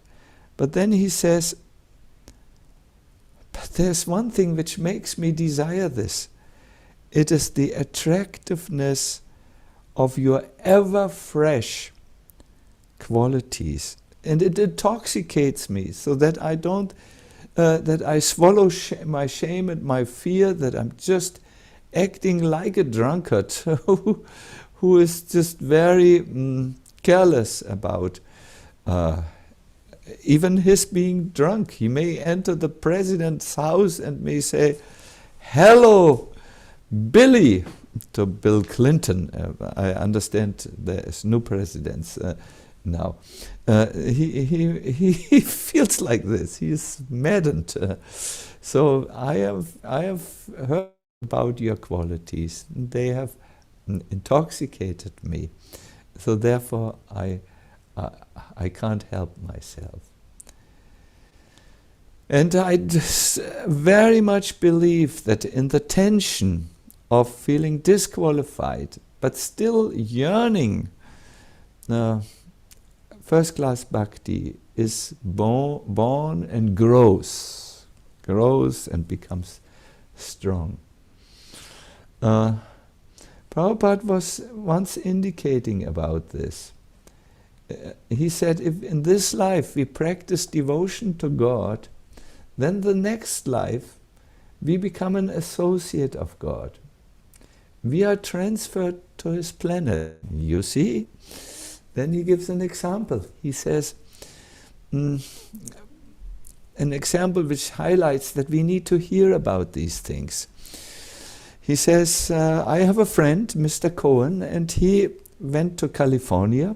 Prabhupada is speaking this while he is in Fiji, the island of Fiji. And he promised me to send a postcard from California where he told me how California is. And when I read this, what sort of trees are there, I become very much pleased. And I'm thinking, I must go there. So he says we have to hear. Unless we hear what sort of God he is, what sort of God's place it is, what is the mode of life, there we cannot be attracted. We cannot be attracted. At another place he says this hearing of Krishna Katha is compulsory. He says you cannot avoid Krishna Katha. If you avoid yourself, then you are putting yourself in the dangerous cycle of birth and death. So good, here I am in Vrindavan. I'm feeling very satisfied in my Krishna consciousness, very enlivened, and I'm thinking the Govardhana online retreat is coming in January. What will I present in the Govardhana online retreat? And I was remembering what my friend Burijan Prabhu once remarked about speaking. He says, speak about that which is in your heart, because that will reach the heart of your listeners. So I have tried to share a little bit my enthusiasm about the spiritual world, the eternal Brindavan Dham. I wanted to approach the subject through the mode taught by Mahaprabhu, the mode of longing and deep separation, and I found Rupa Goswami's prayers to be, in Utkalika Valari, to be like that. I must confess to you, I personally have this. Since I have left Vrindavan and I'm back in the West, I do well. No one is. It's not good to speak about one's personal bhajan in public, so I will only say it not so precise, not so detailed. I like to stay in contact with this prayer and think about the items in the prayer and the course in which the prayer winds and what subjects it covers and so on. And in this way I stay in the Vrindavan spirit. In the same way, I would like to encourage all of you, our dear participants in the Govardhana online retreat, to somehow stay in contact in a small or bigger way, whatever is possible with you, with these divine subjects. I think Burijan's presentation was very relevant for all of us, that like Sanatana Goswami was tested, we are certainly also tested. I think Jagatarini's presentation was very, very wonderful. She somehow speaks very deep subject matters about what it really means to be in Vrindavan. And she followed Srila Prabhupada's glorious example. And Madhavananda Prabhu's presentation, who gave us such wonderful, let me say, orientation, how we can meditate about Giriraj, where we hold our annual retreats, either in the physical retreats or online, like now. That was also very nice, so that we know how to relate to him as a servant, that best of servant of Radha and Krishna. Yes, in this way, something must have stuck in your mind. Maybe it's just a general feeling of connectedness to Braj, to Brindavan and Braj Bhakti, the type of Bhakti which is there. Maybe it's concrete points from different lectures. Whatever has stuck in to you, please follow this track. You know, we are often overwhelmed, not just because it's lockdown, but because we are conditioned and live in this material world and have a material body and mind. We are overwhelmed by things which are not so favorable for the awakening of our Krishna consciousness. We need in this time, or in this situation, to follow something that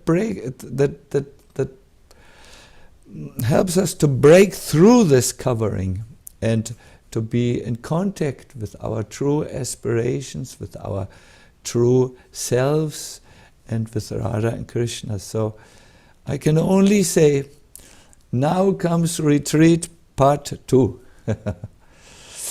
I also want to answer a question which is coming, and I want to encourage all the teachers to have their materials ready. How can you stay in contact with us? I will talk about now how to contact me. Later I hear Burijan Prabhu or his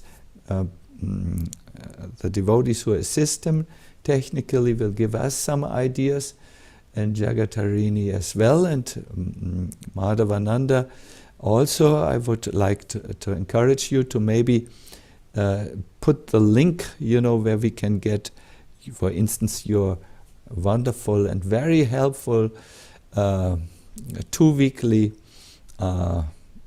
Krishna Kanamrita Bindu, Krishna Katamrita Bindu, not Kanamrita. It's also Kanamrita, but so you please now be very attentive. We will go very fast. These are some ideas which how to stay in contact with us, but of course you can stay in contact and must stay in contact with whoever, whatever else inspires you. So here we go to how to stay in touch with Sachinandan Swami.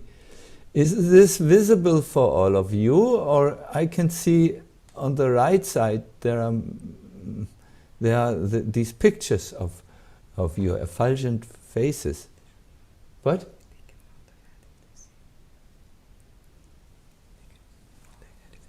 You can move your head, but how's this? If you cannot see. Okay, how to stay in touch with Sachinandan Swami? Good. You can do so by going to what is called SoundCloud in the New World. There are each Sunday 15-minute long small talks from the Bhagavatam, where you can discover new insights, reflect about them, stay inspired. There are recorded meditations from the Living Name, and the sound clock, and then there are 5-minute long practical insights for your daily japa inspirations. And there's much more on this, but I don't want to go too much into the detail. You can also go to YouTube. Here is the link. I will give you one picture with all the link, and you can see training seminars called The Heart of the Holy Name. You can see a Gora Katha with kirtans and bhajans, which always lead into Gora meditations. And then there is Compassion Tuesday. There I will talk about this Jiva Daya, this third point in Mahaprabhu, from scientific perspectives, from devotional perspectives, and then will guide you in practical compassion meditations. Yes. And finally, yes, if you want to have it all, and then there is a lecture archived. So if you want to know how to stay in contact, I would suggest to you to make a snapshot with your mobile telephone. There you have 3 possibilities, and so on. I think you hear in my voice that I'm not as confident here as I usually am when I'm on fire, because here I'm drawing attention to my own service. No Vaishnava feels happy to do that, I know, and so on. But since there is the question always put to the teachers, I want to respond to this teacher, to this question. Finally, I have books which are living names, Gayatri books, so many books. If you want to have them, you might make a snapshot, because you have, and here are I always hear, we cannot find your books, where are they sold? Here are 5 addresses in various parts of the world where you can have them. Hare Krishna. I thank you very much for listening. I want to say I'm trying to be a humble servant of Srila Prabhupada and spread Krishna consciousness according to his perspective and his desire to all of us. But I'm just trying my best. It's not always very good, I know. Trying more and more better. Good. Thank you very much. I want to see, is Burijan Prabhu and Jagatarini and Madhavananda, are you ready to share something? Or your team?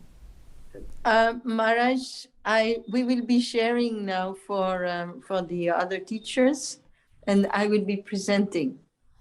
Good.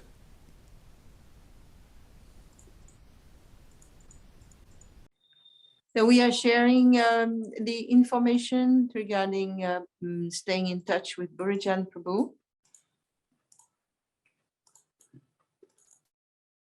Here comes the information. Can you make it full screen?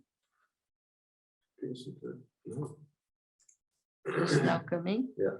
No, but we are, yeah, okay, here, right, here we are.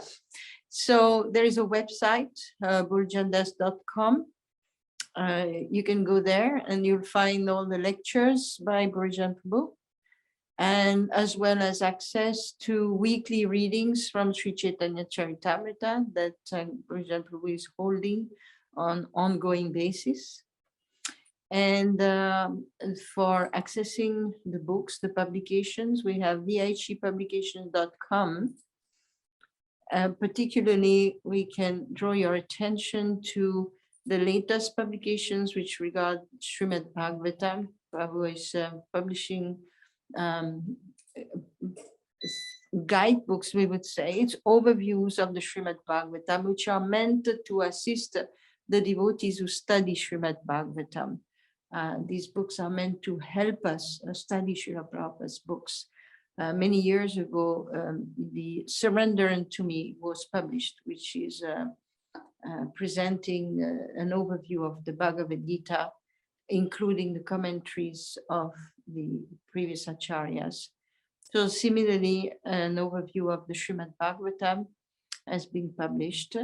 And we have here cantos 1 to 4, that was the first publication, unveiling his lotus feet. And then there is the, and this is the latest publication, the, oops, where am I?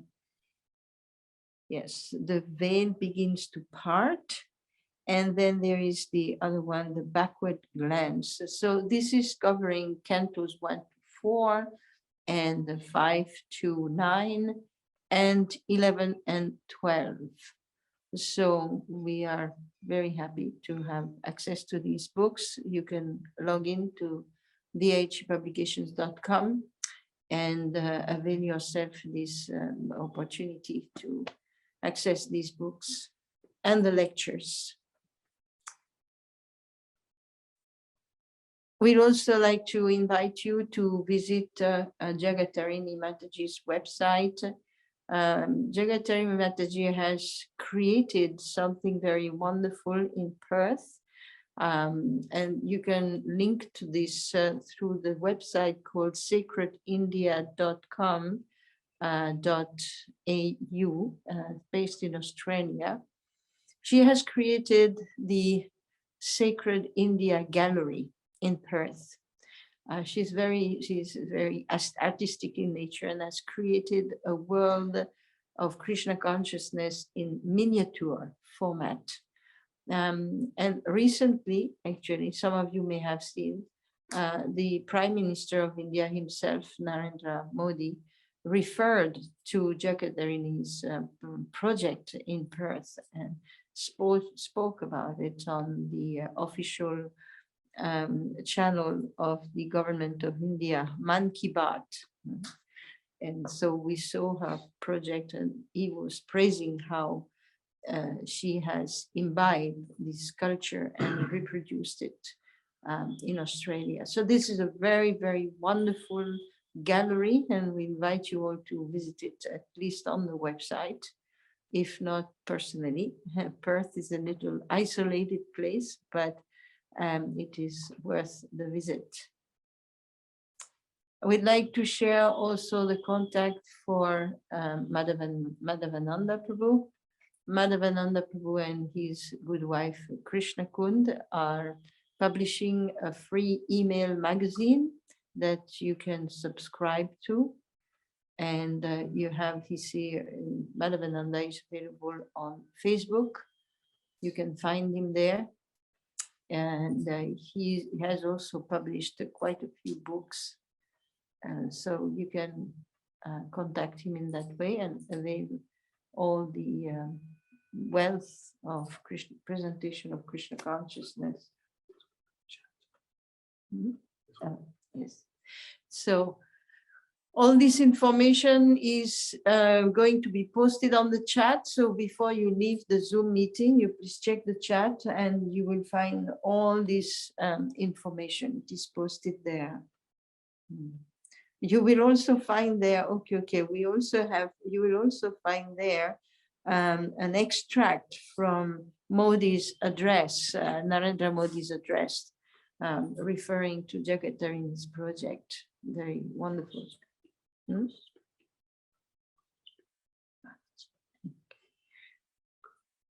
I think Jagatarini Mataji wants to say a few words.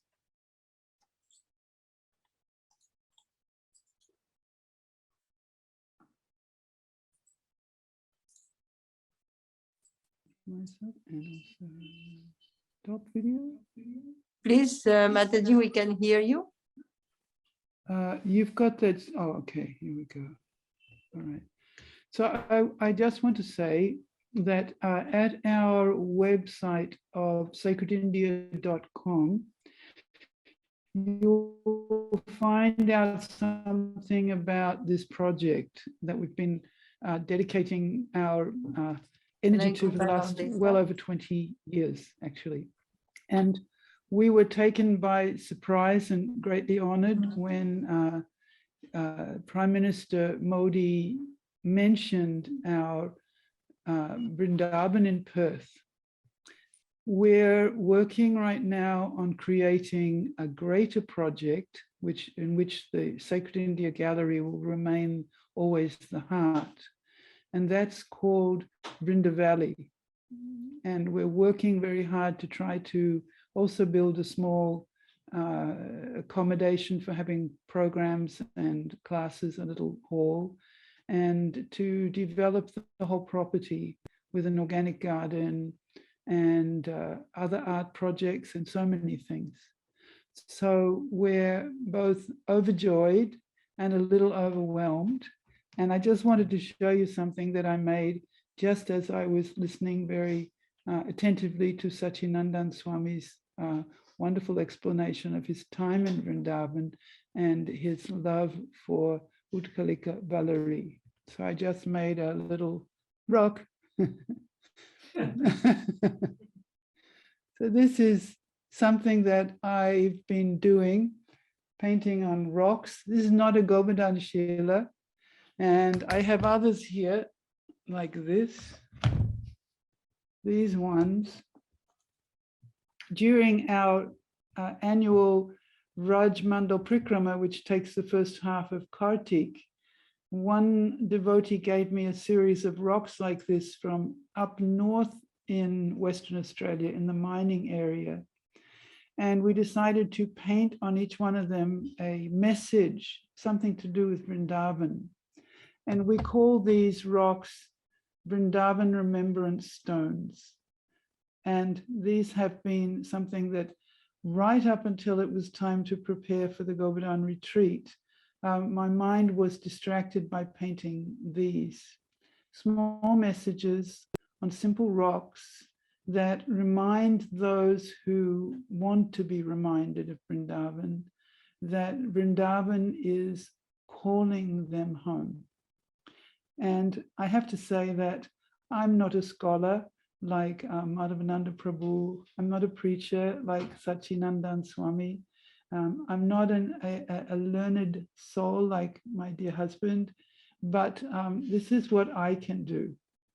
And I think all of us have to find and say, this is what I can do. And this is what I can offer. So I thank you all for looking at my small rocks.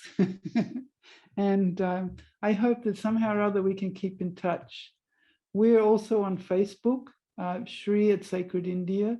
It's a more active Facebook site, and we can give that information to you so that you can have it with you. Thank you. Hare Krishna.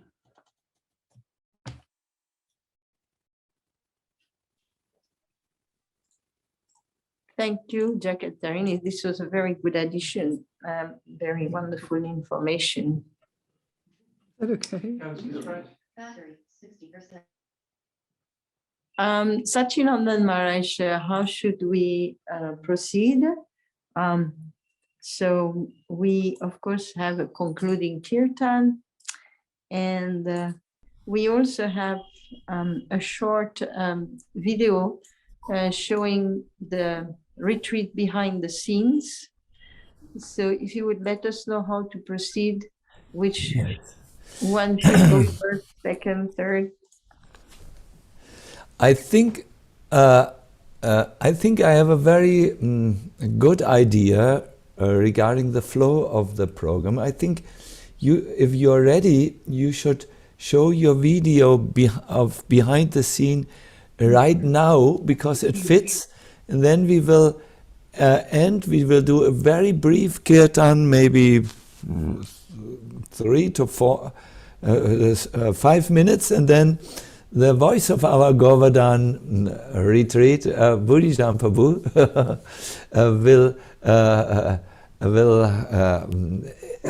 will fan our flames for Vrindavan by asking us to chant a few jais. No? Perfect, Maharaj. So devotees, well, you'll come to know about so many things now. Here is the Govardhana Retreat, behind the scenes.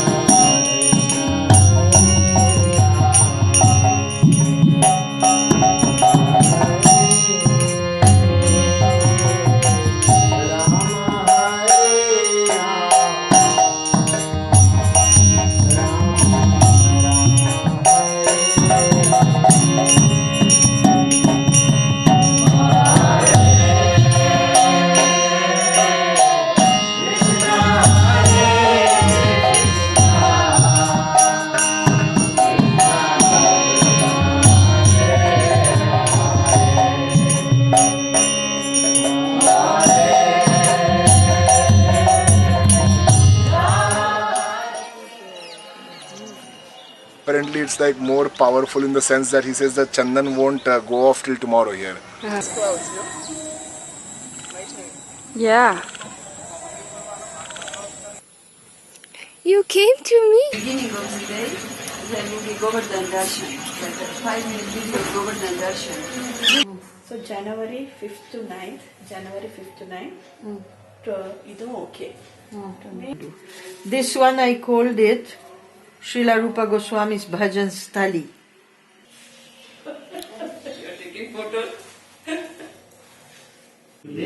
They around 600 people came immediately, okay? Suddenly everything jammed. Krishna consciousness, this is the Krishna is your relationship to Krishna is Of taking her evening bath, she came to the garden on the bank of Pavan Sarovara, where she climbed on the wonderful watchtower with her. Очень важно для вас действительно выделить, вырезать время в вашем расписании.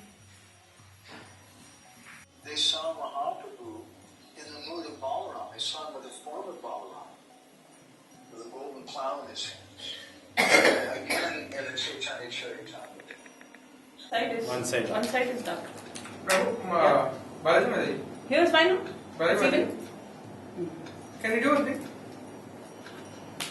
No, instead of that side, we want to have full length, right? It's cutting the. Not for the speaker. You can check on his computer. That's I'm checking here. No, not that one. Now how? You see this? There is space on. Krishna, what are you doing? And I have to laugh at it now.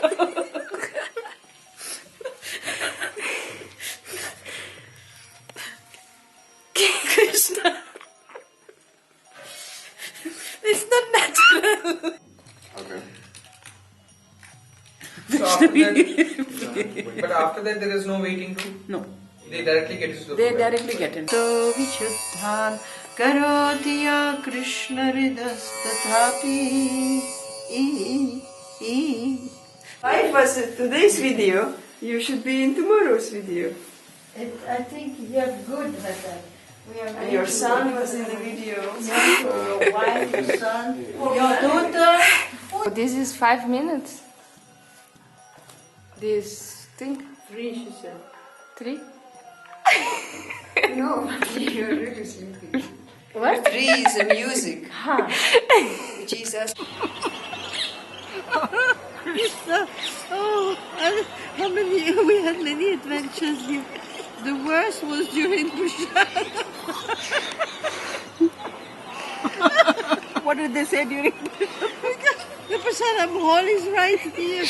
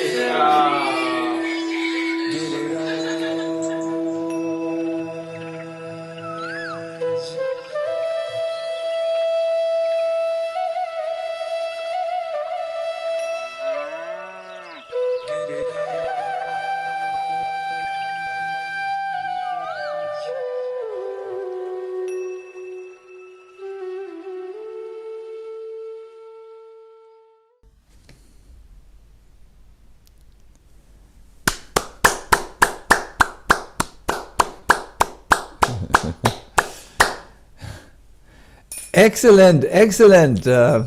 Yeah, it was very necessary for us to see the tremendous efforts which were put into this, the humor at times, the adventures and what they brought to you, but really this was a wonderful service which you did there in Vrindavan. It was like a whole computer firm, you know. Wonderful, wonderful. We are all so happy to serve yourself, Maharaj, and Burijan Prabhu, both of you and the other presenters. It is the happiness of our life. Hare Krishna, Hare Krishna. Such a nice spirit. Yeah, yeah. and so many operations which go on. My God, this is we shot 10%, Maharaj. Oh yeah. I mean, really, so many operations. We just sit behind the screen and we watch everything, and some of us present something, but the whole. How can you say this? An army? No, army is a military thing. I don't know, a huge office. Fine. So, do you want to introduce the final 5 minutes or of it, Prashanta? Or what is your thought, Burijan Prabhu? Say your thought. Jai, Jai! No, we wait a few minutes, please. Let's have Kirtan and you give some concluding words, and then we go to Vrindavan in that way too. Mm-hmm. I think, Maharaj, we are all waiting to get connected through the heart by the hearing of the Hare Krishna Mahamantra coming from your mouth. Yes. Okay. Okay. Let me just sing with all of you. I request all of you to go into prayerful mood. Namo together. Namo Vishnu Padaya Krishna Prasthaya Bhutale Srimate Bhakti Vedanta Swami Niti Namine. For this, please still mute yourself. The unmuting comes from Burijam Prabhu.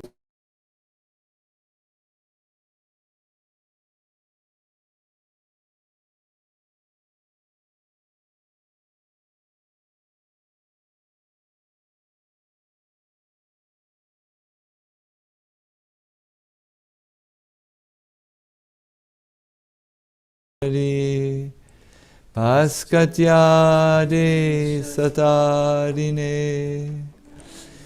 Sri Krishna Chaitanya Prabhu Nityananda Shri Advaita Gadadhara Shivasari Go Bhaktavinda Hare Krishna Hare Krishna Krishna Krishna Hare Hare Hare Rama Hare Rama Rama Rama Hare Hare Hare Krishna Hare Krishna Krishna Krishna Hare Hare Hare Rama Hare Rama Rama Rama Hare Hare Hare Krishna Hare Krishna Krishna Krishna Hare Hare Hare Rama Hare Rama Rama Rama Hare Hare Hare Krishna Hare Krishna Krishna Krishna Hare Hare Hare Rama Hare Rama Rama Rama Hare Hare Hare Krishna Hare Krishna Krishna Krishna Hare Hare Hare Rama Hare Rama Rama Rama Hare Hare Hare Krishna Hare Krishna Krishna Krishna Hare Hare Hare Rama Hare Rama Rama Rama Hare Hare Hare Krishna Hare Krishna Krishna Krishna Hare Hare Hare Rama Hare Rama Rama Rama Hare Hare Hare Krishna Hare Krishna Krishna Krishna Hare Hare Hare Rama Hare Rama Rama Rama Hare Hare Hare Krishna Hare Krishna Krishna Krishna Hare Hare Hare Rama Hare Rama Rama Rama Hare Hare Hare Krishna Hare Krishna Krishna Hare Hare Hare Rama Hare Rama Rama Rama Hare Hare Jaya Prabhupada Prabhupada Prabhupada Sila Prabhupada Jaya Prabhupada Jaya Prabhupada Jaya Prabhupada Sila Prabhupada Jaya Radha Shama Sundar Radha Shama Sundar Radha Shama Sundar Shri Radhe Radha Shama Sundar Radha Shama Sundar Radha Shama Sundar Shri Radhe Jai Jai Radhe Jai Jai Shyam Jai Jai Shri Brindavan Dham Jai Jai Jai Shyam Jai Jai Shri Brindavan Dham Jai Jai Radhe Jai Jai Shyam Jai Jai Shri Brindavan Dham Jai Jai Radhe Jai Jai Shyam Jai Jai Shri Brindavan Dham.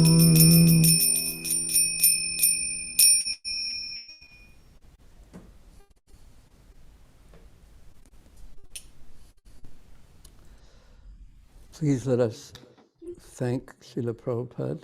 Maybe we could turn that off.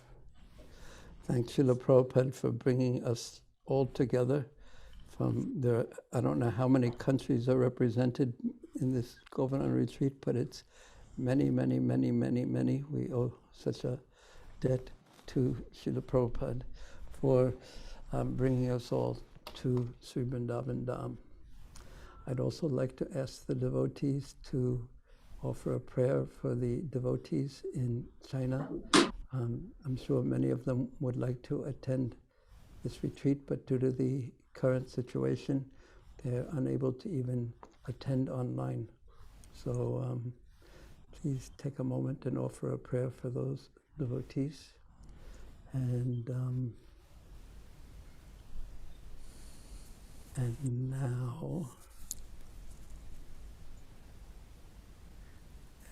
now, if everyone could unmute yourself. And now, stand up, please. Except, as we have learned, the devotees who are behind the computers don't stand up. I believe it will fall apart after me. Here's one cow. So many peacocks and cows. Hare Krishna. Thank you, Gurjana Prabhu. No. Maharaj Sachi. Please. Thank you very much So much. for answering my question. Thank you, Mataji. I'm going to say Jai Jai. Jagatarini. So everyone, face Giriraj Govardhan, face Brindavan, and put your holy sound vibration.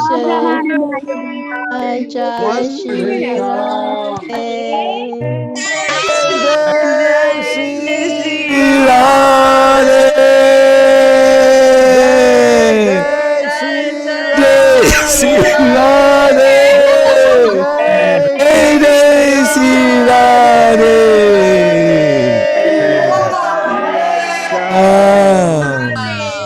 Giriraj Maharaj ki jai. Bolo Giriraj Maharaj ki jai. Oh, Giriraj Maharaj ki jai. Jai Shri Radhe. Jai Shri Radhe. Jai Shri Radhe. Jai Shri Radhe.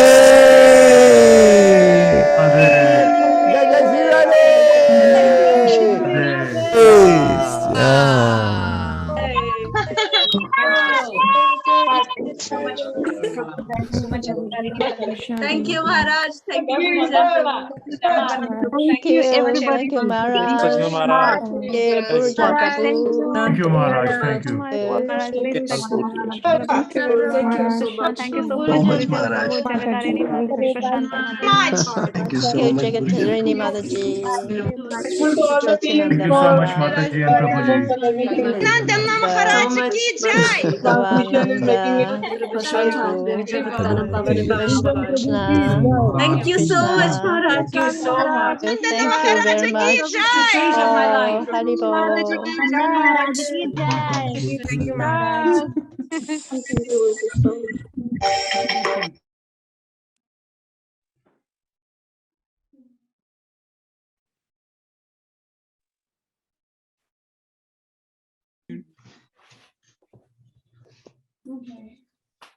Thank you, Maharaj. Maharaj is looking Jeopardy. He's looking together.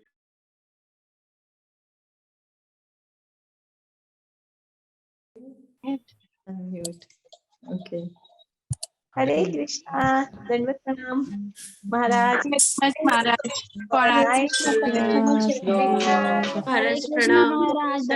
Maharaj. Thank you. Hare Krishna. All the speakers and all the team. Thank you very much for making it live. Hari bol, Hari bol, Hari bol. Thank you so much, Jagatarini Mataji. Hare Krishna. Mataji Jagatarini.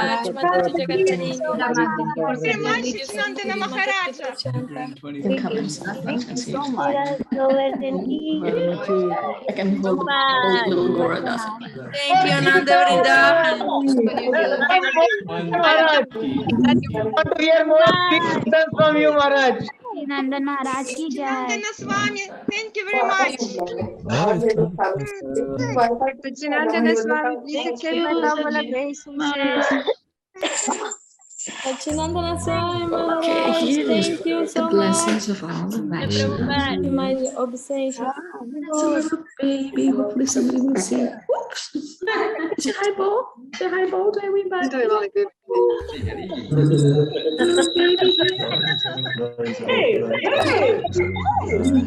Okay, let's see. Okay. Should have hours of kirtans, Maharaj. Not 5 minutes. Next time we should have 1 hour kirtan. Nandana Swami, thank you very much. Yep. I have a little baby here.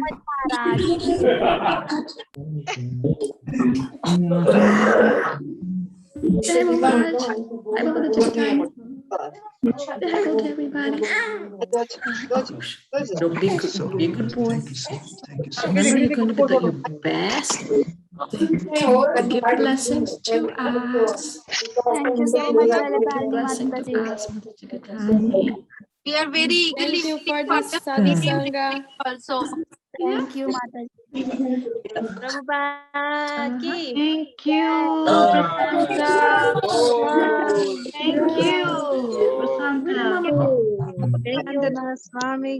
His Jai Holiness Prabhupada Maharaj ki. ki jai, Guruji. Thank you, Prasanta Tarini Mataji ki jai.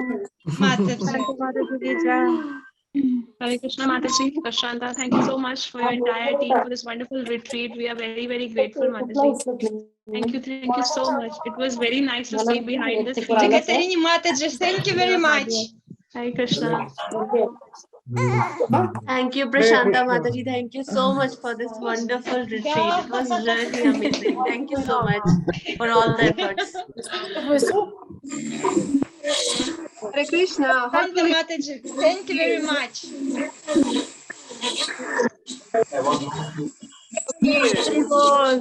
Thank you to all of you for participating. And see you again very soon. Yes. Thank you. Haribol, Haribol. Beautiful experience. Thank you so much.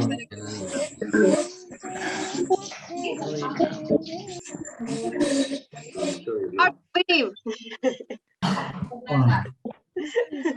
Thank you very much to the devotees.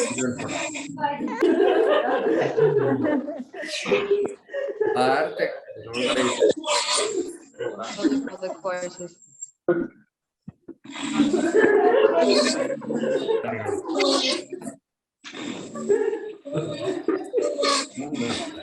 Hare Krishna. Next year.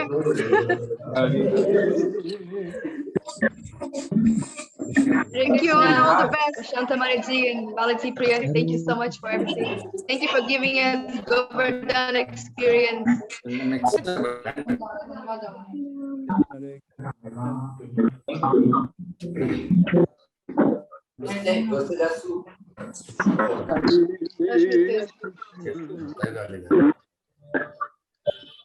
So hard to leave. It's really hard to leave. Dear devotees, please accept my humble obeisances. Thank you for your spiritual help in this wonderful retreat.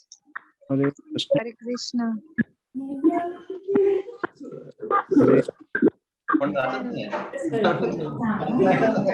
That was a really nice retreat. That was lovely. Such nice. I mean, that's the second time now he saw me. Feel it. He saw me. Yeah, I heard someone say put on video. I didn't want to, but because it's really the nurse. You have to look at the wall. The website. Really protective. She wrote a book and she got moldy. I saw it on Dandruff. It's up there. And then she lived in Australia, said, Tarini Mataji, but she was doing brilliant. Oh, Jai Shri Dhanani. Thank you so much for a nice retreat. Thank you so much, Mataji. Yeah, I saw your name the other day. Nice. Really, have done so much effort and to feel us to remain in Govardhan. Thank you so much. Oh God.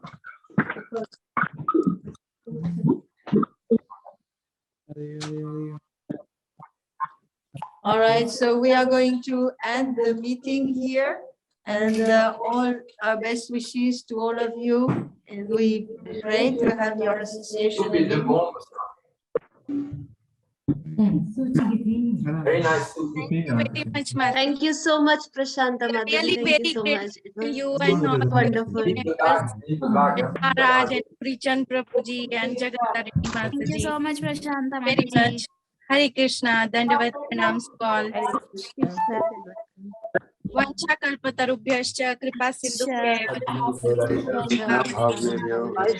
namo namah. Thank you very much. Krishna